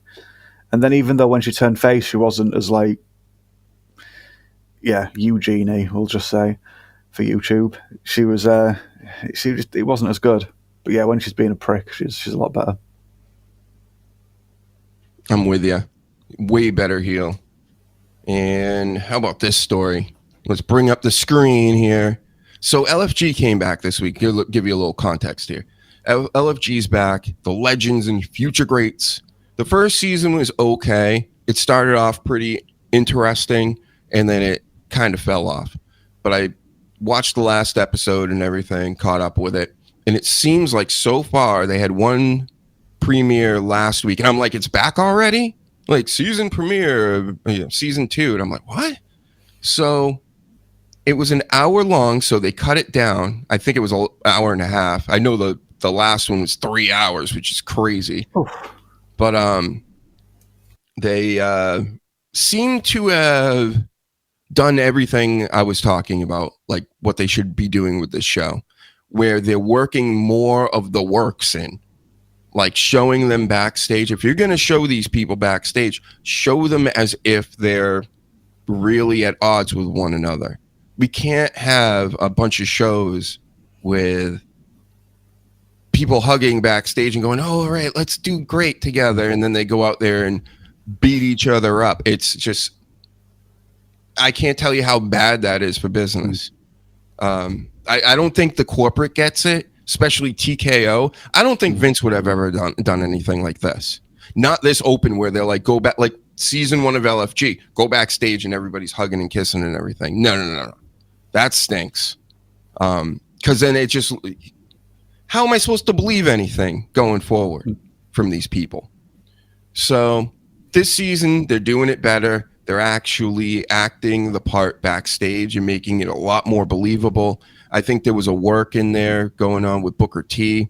He's very upset with Taker and his wife, which he should be. She got the first 2 picks because she's the new member on the show. Not only did Taker win last year and edge Booker out, but now his wife is a coach. So it's basically 2-on-2 because it's Booker and Dudley that are the other ones. And so like if Taker wins or his wife wins, it's like they win. The Taker family is going to win. So she gets the first 2 picks because she's new. And then she takes Booker's top 2 prospects that he's been working with this, this whole time. And he seemed pissed. He stormed off in the whole thing. And again, in reality show form, whether it's real or not, I believe it was to a certain extent. Maybe he overblew it. Maybe he doesn't really care, right? But it was great. But then this happened a day after the show. And I was kind of like, whoa. I wonder if these people are too much of noobs. They possibly might. Where's my videos? I didn't want this. Hold on. This is going to take 1 second, folks. Yeah, it's gone. So hold on. I got it right here. We're going to screen share for a moment.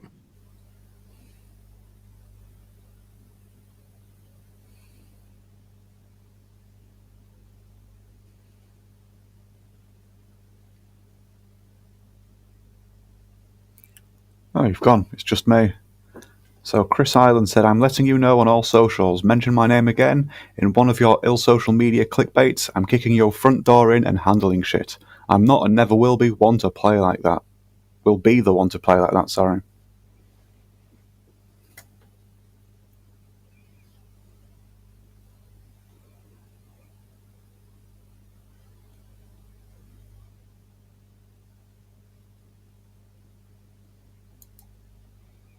They need to get a room, to be honest.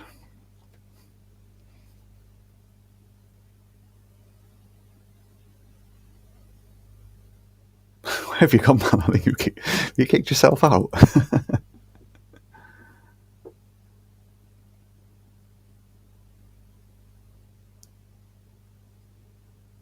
It's just me. Cyberbully the government. Only cyberbully. Don't do it properly. Some of you take it a bit too far over there. Well, I suppose we do over here too. But there you are. You're back. Hey, you get back on your side. There we go. Look at me. I'm so professional. So yeah. I felt like Garth in Wayne's World then. And it's just there like, I'm having a great time. And I'm sure he's a young kid, probably 23, 24, something like that. And even if he's older, you know. But this is one thing you got to get down, bro. You don't want to be blocking Dr. Huge and other people for nonsense like Kevin Owens and Sami Zayn and Zelina Vega and Cody Rhodes did. And who else? Millions of others. Many, many, many others. You don't want to do that. Because a lot of people, I mean, are we really going to get mad about this? You can say, hey, you know, this isn't cool or something. And people would be a lot more now, because now you're just asking for it. Because now look at this. You click on the thread. What do you think's going to happen, Danny? It's just going to be more, you're being homophobic. Shut up, man. Daddy, chill. We know y'all kissed, buddy. You struck a nerve, blah, blah, blah. You see what I'm saying? That's what happens.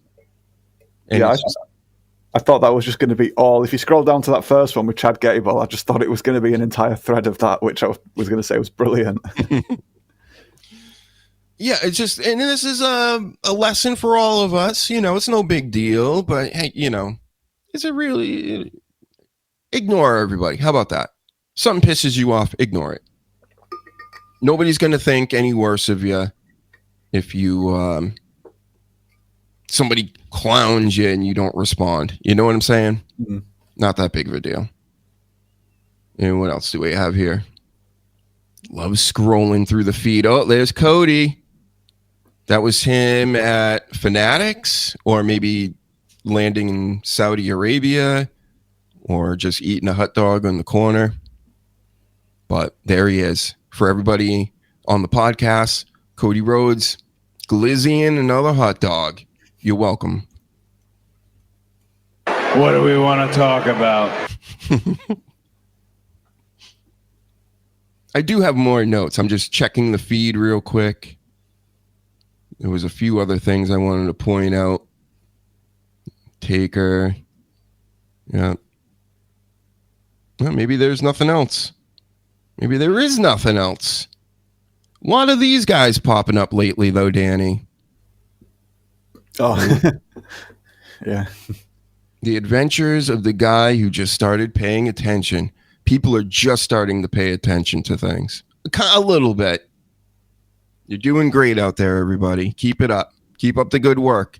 No in more wrestling or just in general life? In general life. Right. Yeah. Because I was going to say, in wrestling, well, to me at least, it's like noticing how terrible AEW has become. That was like a year ago. All of a sudden, like a big chunk of people all of a sudden just noticed and was like, oh yeah, this is dog shit now, isn't it? When did this happen? And then just a large number of more podcasts and videos and things like that appeared. But it's, yeah. Telling you, Tony Khan will shill for you. I will anyway. Danny he'll be the, he'll be the other guy, the bad guy on the show. And I'll tell everybody how great you are, great the company is, how awesome, hitting John Moxley in the spine with a rusty bat with nails on it is what's best for business. I'll say all that. Just pay up. I'm here for it, though. Mm-hmm. I'll work in your toy store, Tony, but I'll be somewhere between Randall from Clerks and Bernard from Black Books. Somewhere in between those characters. I'm not going to say nice things about you, little prick. Yep, you'll shill. The sleaze will shill, I'm sure. King Reezy, his name is Japanese. He'll do whatever. He doesn't care. He's got a Japanese name. He's from Minnesota, I believe. He should change his name to Prince. Or his screen name be the Lake of Minnetonka or something. Yep. So we covered that. Chris Island, you also get well. Heed my advice. Because I know all about this wrestling stuff. I know all about this IWC. They say all kinds of stuff. You know what? Maybe be even meaner. And then they'll get talking even more and it'll be great. It'll be good for you. You know how many fans? I've actually gotten a decent amount of fans from people talking bad about me. And they would talk bad about me so much, Danny, that they were like, I need to check this out. And then they would come over and go, I actually like this. How crazy is that? Yeah, sometimes people hear things they don't agree with, and then once they warm to the idea and see that they might have been wrong, then yeah, you're going to get some fans. Mm-hmm. Did you hear about this Liver King situation? With Joe Rogan? Yes. Yeah. Would you like to inform the public here? Who is the Liver King anyway? I've heard of him, but I didn't know too much about him. I know about the situation, though, a little bit. But who is the Liver King? I wasn't familiar with him really as much until I've just heard about this. I didn't watch him the first time round, but it was a survival sort of like YouTuber or video documenter where it was just like, I eat bloody raw animal parts or just fresh animal parts. Some of which might have not been the healthiest bits to eat. I don't know. It doesn't seem... So does he have like parasites in his brain or something? That's what some people have said. And if he was so sort of like open to just eat anything, just to be like, yeah, look how manly I am because I'm just going to go and eat this thing, it's not the best. He seems a bit stressed or a bit wired or something in a lot of these videos, but yeah, it's another product of reality TV or the internet post-reality TV era. You know who else eats meat like this? Well, I don't think he eats raw meat. Or maybe that's why some of his takes are the way they are. But Eric Bischoff. Right. I seen him shirtless the other day because I was looking for it, everybody. Right? I'm not gay no more. No, I still am. So I was looking up Eric Bischoff shirtless, and I found him with DDP, and he was talking about, I've never gotten a pump like that in my life because DDP yoga is the shiznit, because I'll still show for you, DDP. Thanks for coming on the show back in the day. Still got his number in my phone. I'll never call it, though, because, it's just weird. Why would I call DDP? But he come out, and he's, like, ripped. And Eric Bischoff, kind of, his whole stomach area looked like the Liver King when I saw it. And I thought, oh, that's right. Eric Bischoff eats like all meat stuff too. And he like lives in Montana and just like eats animals. Like he picks up a cow and just starts like eating it. And like, oh, so he's got the belly like this, where it's like a 6-pack, but the 6-pack's halfway up in between his chest. And it looks kind of wonky, but hey, he's in his 70s. You look great. No diddy, Eric. Come on the show someday. I've been trying to get you on. You ignore me. You know who you are. You know who you are, and you know who I am. And you know that I know who you are. And you've given me money before for doing the show. So do us all a favor. Yourself first. Get on the show. And let's talk about how you just eat meat. Like the Liver King. Thank you. But yeah, so have you got a video or anything to play for the Liver King? Or at least a picture of, if you watch. Use your imagination, folks. Yeah, this one's wild. He looks like a caveman. Yeah, he's let his beard grow up long, and he's a bit unhinged, to be honest. He's started making comments about Joe Rogan, a commentator called John Bravo, and I've forgotten the third person. But they're all people that have either said he's not naturally as shredded as he is, that he's had help from other influences. Yeah, LeBron James juice, maybe? Yeah. And then, he's just started lashing out and he's made threats. And I think there was one video where he had like an axe and like a picture with Joe Rogan's logo on it. And he then decided to go to where Joe Rogan is. And the bloody police picked him up and they'd let him out, and he's still just like, this isn't over. And it's like, man, he's got an ankle bracelet on now. It's just, the situation just keeps escalating and he doesn't know when to back off from it, I think. He just kept making like the same video over and over. Like it was like him, imagine a wrestler like cutting the same promo over and over and over. And he was doing different things in all these promos. Like one, he was like crawling on all fours up to the camera and then cut the same promo. Then one, he was holding like these golden like guns inside his house, and he's cutting the same promo. And it's basically like, we got to fight. Come on, Joe Rogan. We got to fight now. And because of my family. And it made absolutely no sense. But yeah, he was just stuck on repeat. Yeah, I don't know how this is going to end because he doesn't seem like he's backing off. And I think if anyone was forced to defend themselves, either hand to hand or otherwise, I think they'll be justified because he keeps making threats and he's been arrested and let out. And yeah, I mean, Joe Rogan could just like give him a spinning back kick and just put him through like 3 building walls. Joe's going to be like, I'm going to ignore this and blah, blah, blah. I already know. I know this Joe Rogan. I know a lot of guys like that in this area because he's from my area too, even though he's a West Coast guy now. Right. But yeah, he's going to ignore it and be like, yeah, whatever. You should fight him, Joe. Get in an octagon, get the gloves on and all this. You talk all the big game, you do this and you kick back. Yeah, you can kick the shit out of a bag. Sure you can. You're really good at kicking bags. But can you kick a man? He doesn't know how to fight. He even says that in his promos over and over. He can't get down like that. He's like, oh, you probably will choke me out. He's asking for you to choke him out. He loves it. He's like, I would love that. So do it. What's the big deal? What are you training all the time and you got them little muscles for what? Use them. Now you can use them. You can make a ton of money off of it. Is the guy a lunatic and would he bite you in there? Maybe you want to consider those things. But other than that, I would see no problem if you're a real man, like, right? Like Liver King said, be a man and, come on. Just fight me, Joe. And that's honestly, I don't think it's that bad. The video with him holding the guns is kind of weird. You might not want to be holding guns. If the axe one as well, that was right. Yeah. But I mean, if you honestly just want to fight Liver King, you crazy bastard, then tell him you want a straight UFC octagon fight.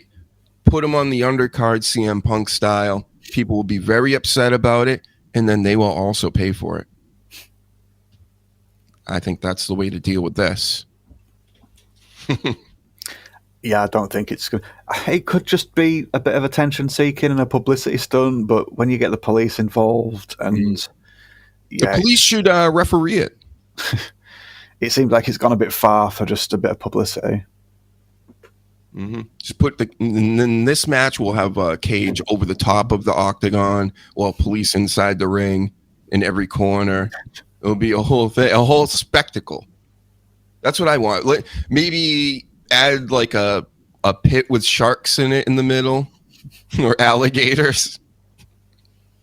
Let's go full Running Man with this. It's the year 2025. We're like 2 years past the Running Man at this point, at least.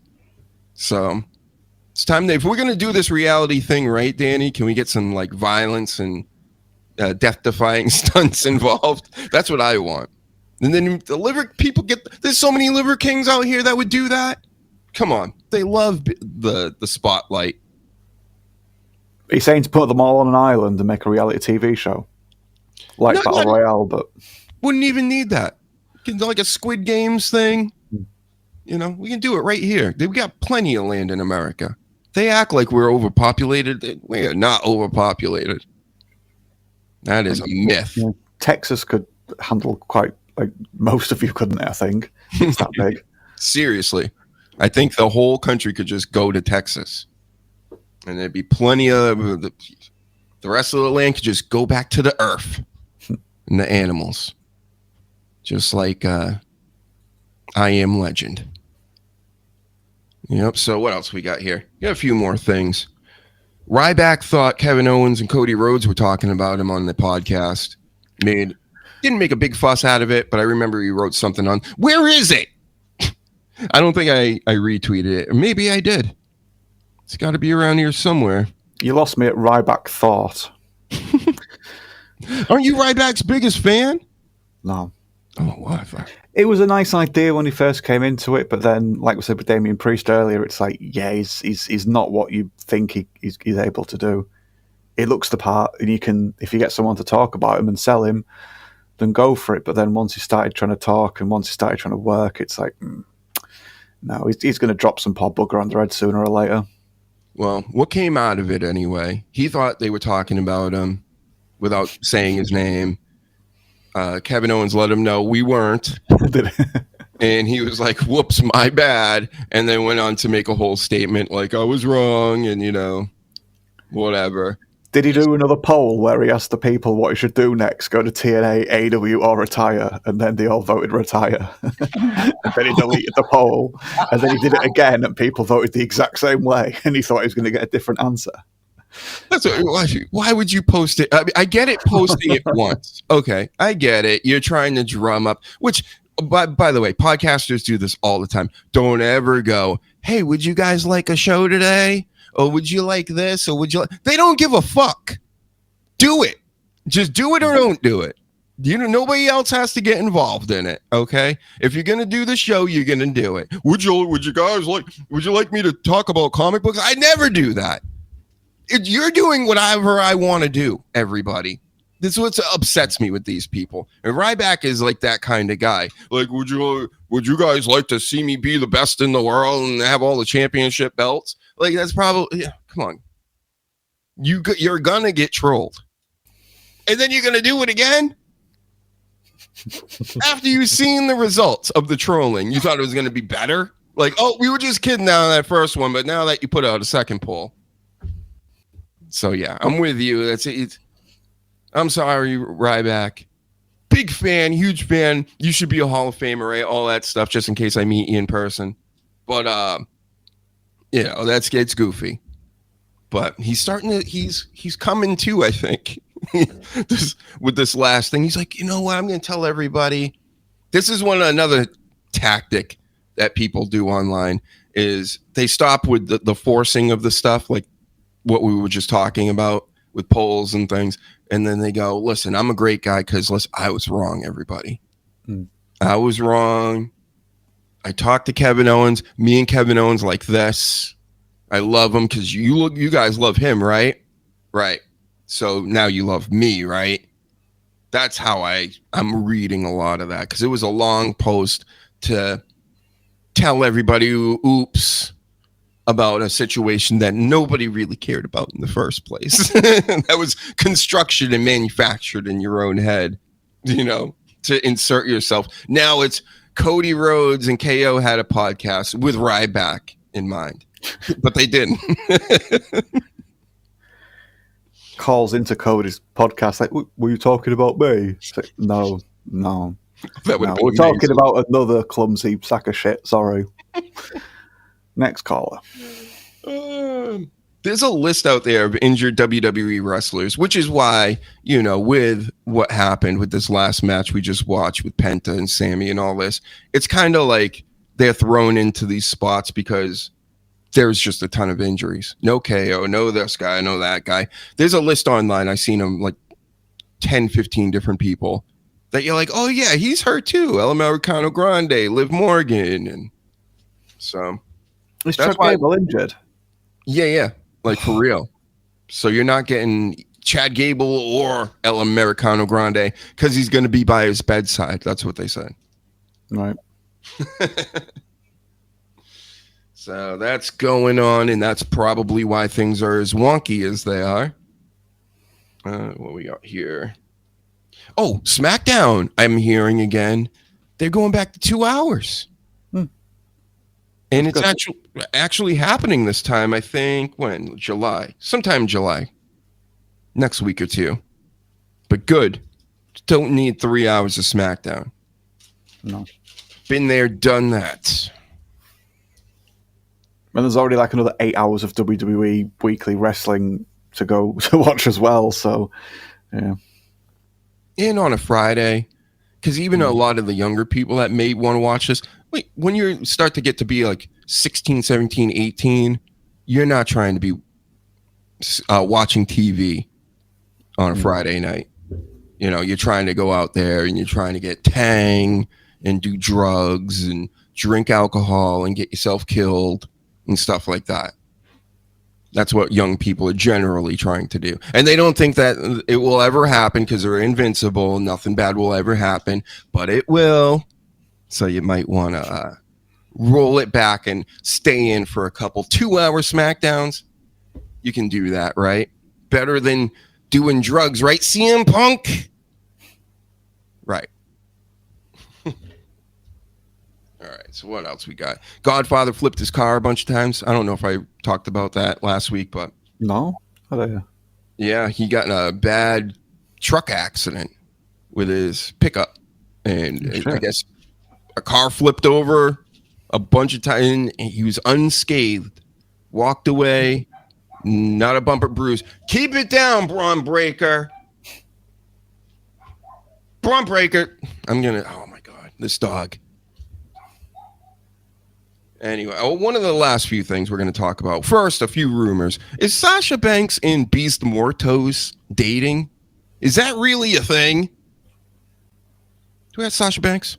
Look, you know I hate talking about my feelings. There she is. You always do this, okay? I love that you're a good person. I love that you love everybody. I love that you want to be friends with everybody. I love that little girls look up to you. Beast Mortos. I love that you're always there for me when I don't even ask you to be. And for some reason, you always can tell when something's wrong. So I just don't understand why you don't get it. Yeah, why don't you get it, Beast Mortos? Sounds like he does get it. If I heard this rumor as well. I'm not one for the rumor mill, but I did hear this one. Yeah, TMZ, I believe. Do you think he's plowing Sasha Banks with the mask on? Maybe. Oh, to this music, right? I love you. No, I was looking for that. And she's like, I love you. I love you. I love you. I love you. You know, Beast Mortos. They don't call him Beast for nothing. Mm-hmm. What do you think, Sasha Banks? So come on the show and tell us all about it. I would love the exclusive, a Dr. Huge exclusive on your relationship. And everything that you do in the bedrooms, in your hotel rooms. Do you wear all the belts? Does he wear the mask? Do you wear sunglasses? Right? Are you eating those dinners? You know, does room service come up with the dinners? Because she eats dinners ringside now, Danny. Right. That's one thing I've seen in AEW. Multiple times she's done this. So bring Beast Mortos out to the ring with you. What are you, cheap? You're the breadwinner. Anyway. I bet he eats a lot, to be fair. Yeah, right? She just makes him eat ramen and stuff. That's why he's so big. Oh, we got Fanatics. So there was this Fanatics thing this past weekend. Oh, I hated it. I hated it so much. There was it's like the ultimate phony con. Let's have all the phonies come to the phony con. And I get it. A lot of celebrities are there. Do you know what a Fanatics is? Isn't it where they show all the merchandise and then Yes. not merchandise, like all the memorabilia from like people's wrestling boots and they're hoarding it all. All Unitard and Yep. All these collectibles, it's all getting sucked into Fanatics, and everything's now becoming overpriced. And again, they're not getting all these celebrities on the cheap either. Tom Brady's there, you know, messing around in entrances to Cody Rhodes music with Eli Manning. Then you got, it's just the one thing that really I came away from this Fanatics deal was backstage, you see all the handlers, right? The kids call them the Illuminati. The Illuminati people are backstage. You know, the people that we cannot speak of, you know, come from certain areas on the planet where we're just not allowed to talk about these people, right? The mole people or the lizard. No, it's not that deep yet, Danny. I'm not getting that deep. They're just let's call them the Juice. The Juice was there. And people, I didn't even really hear a lot of these people, but they control the industry. And you could see on the looks on the influencers' faces and other people like that backstage, they were all like shooketh. Like we're in with the top of the NWOs and stuff. Like, oh no. And it was very weird. It was weird that they would put out content like that. Like, oh my God, did you see that guy that just came up to me? Like, and it's like the Logan Pauls of the world and whatnot. And then they're selling all a baseball. Literally, they're selling people little pieces of cardboard. And I get it. I'm a big collector of things and stuff. But I also understand, too, that these companies, they hate everybody. They just want your money. So they'll make a piece of cardboard and go, this is a 101 or something. And go, hey, it's $1 million. And it's Brock Purdy or some shit, right? Never won a Super Bowl or anything. And it's like, wait a second. Why is a Brock Purdy rookie more than,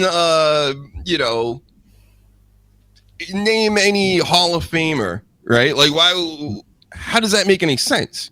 But then you could go get a Hall of Famer's rookie card from the 70s or whatever, and it's probably like $300, $600 in good shape. Like, this collecting thing is such a scam, especially the modern stuff. Holy shit. And people are buying into it. Like you were telling me earlier today about the comic books and the variants. Tell us more, because what is up with these variants? There's a lot of them. One of my friends has a tabletop game shop, which also does comic books and manga and all different hobbies. I rent like office space or table space to work, and I occasionally like help out with the shop or hang around there. But yesterday I was picking a bloody G.I. Joe comic, and the description was like cover H. So it's like, that's at least 7. It was issue 8. So it's not like it was issue 1 or issue 50 or issue 100, something worth celebrating, but just the random 8th issue of the G.I. Joe comic had at least 7 variants. It's just completely unnecessary. And they know that there's some people there who are just like obsessive compulsive or that have more money than sense, will just need to get all of those, to get all 7 of them. And it's like just for nothing other than like a completionist sort of like fix. And that's what it is with a lot of the things. It's like a fix. And then you get like all the Pokemon cards and the Magic cards, and there's like that big random element of like what you're going to get, and you got people scalping, and the shop has to actually like put like a restriction on how many packets of something people can get, because they just turn up with a wheelbarrow and just fill it all. And bollocks to the kids that want to play the next generation. Sorry, they don't matter. We'll just get all the cards and just sell them online, and it's out of control.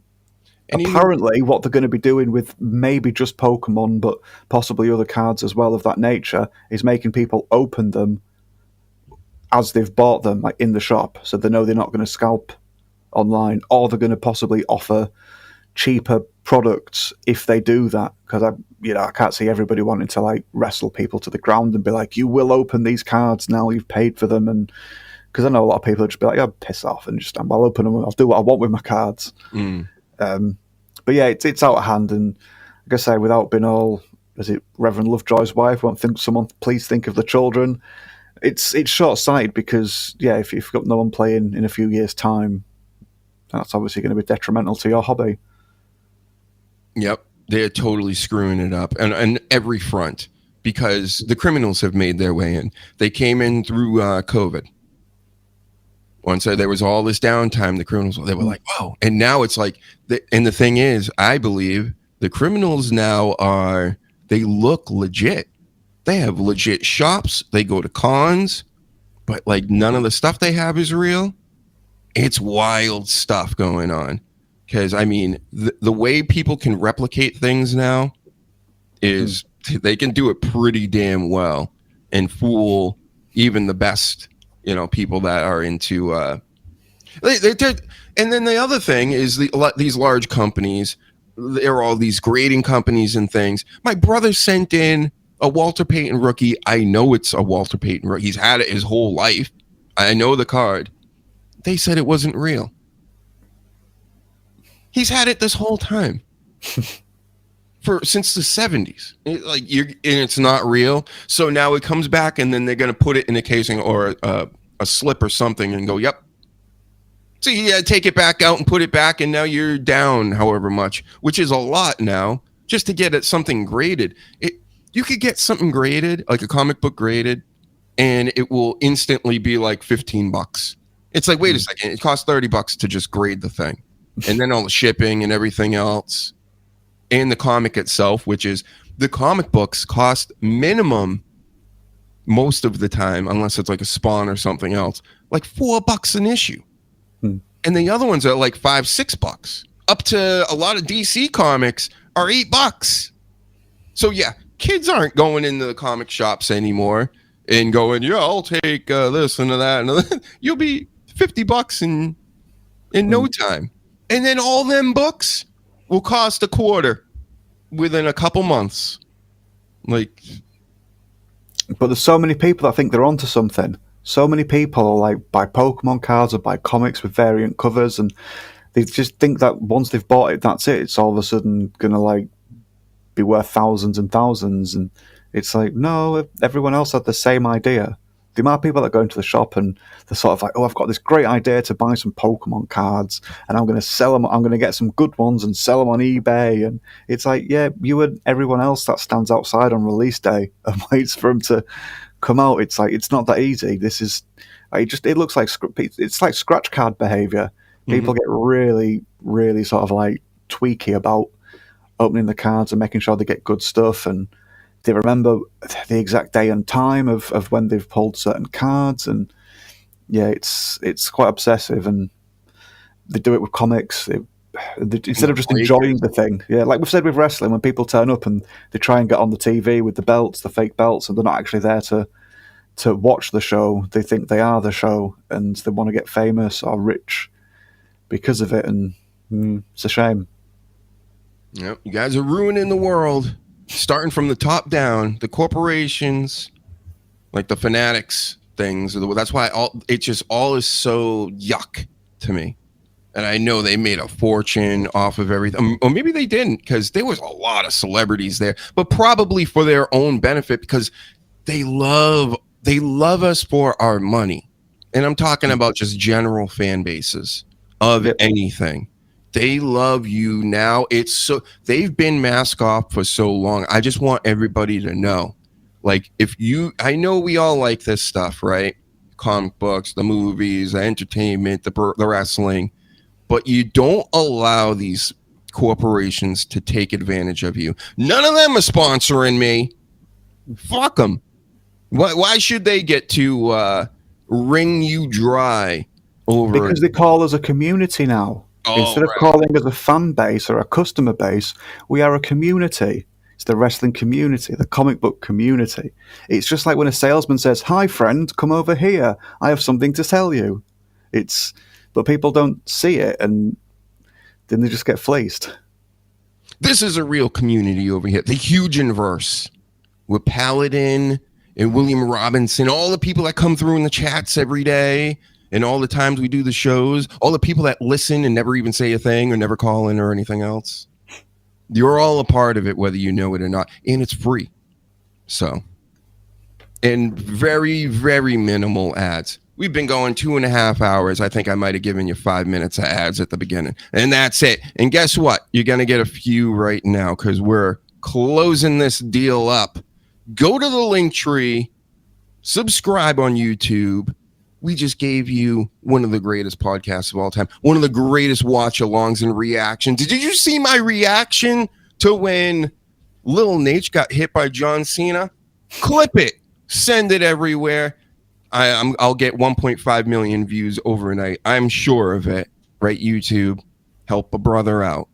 So thank you to everybody that's watching. Do you have any plugs of your own, Danny? Just DannyDamage.co.uk. I'm on Twitter @BluntDamage. There's plenty of stuff on there. There we go. Thank you very much for having me. And thank you for coming on again. Shout out to the sleaze out there. Shout out to Reezy, who came through as well. And we will talk to you guys. Who knows? Maybe we'll do some shows this week. There's so much wrestling. We can go through this stuff for days. Let's yeet our way out of this, Danny. Do it properly.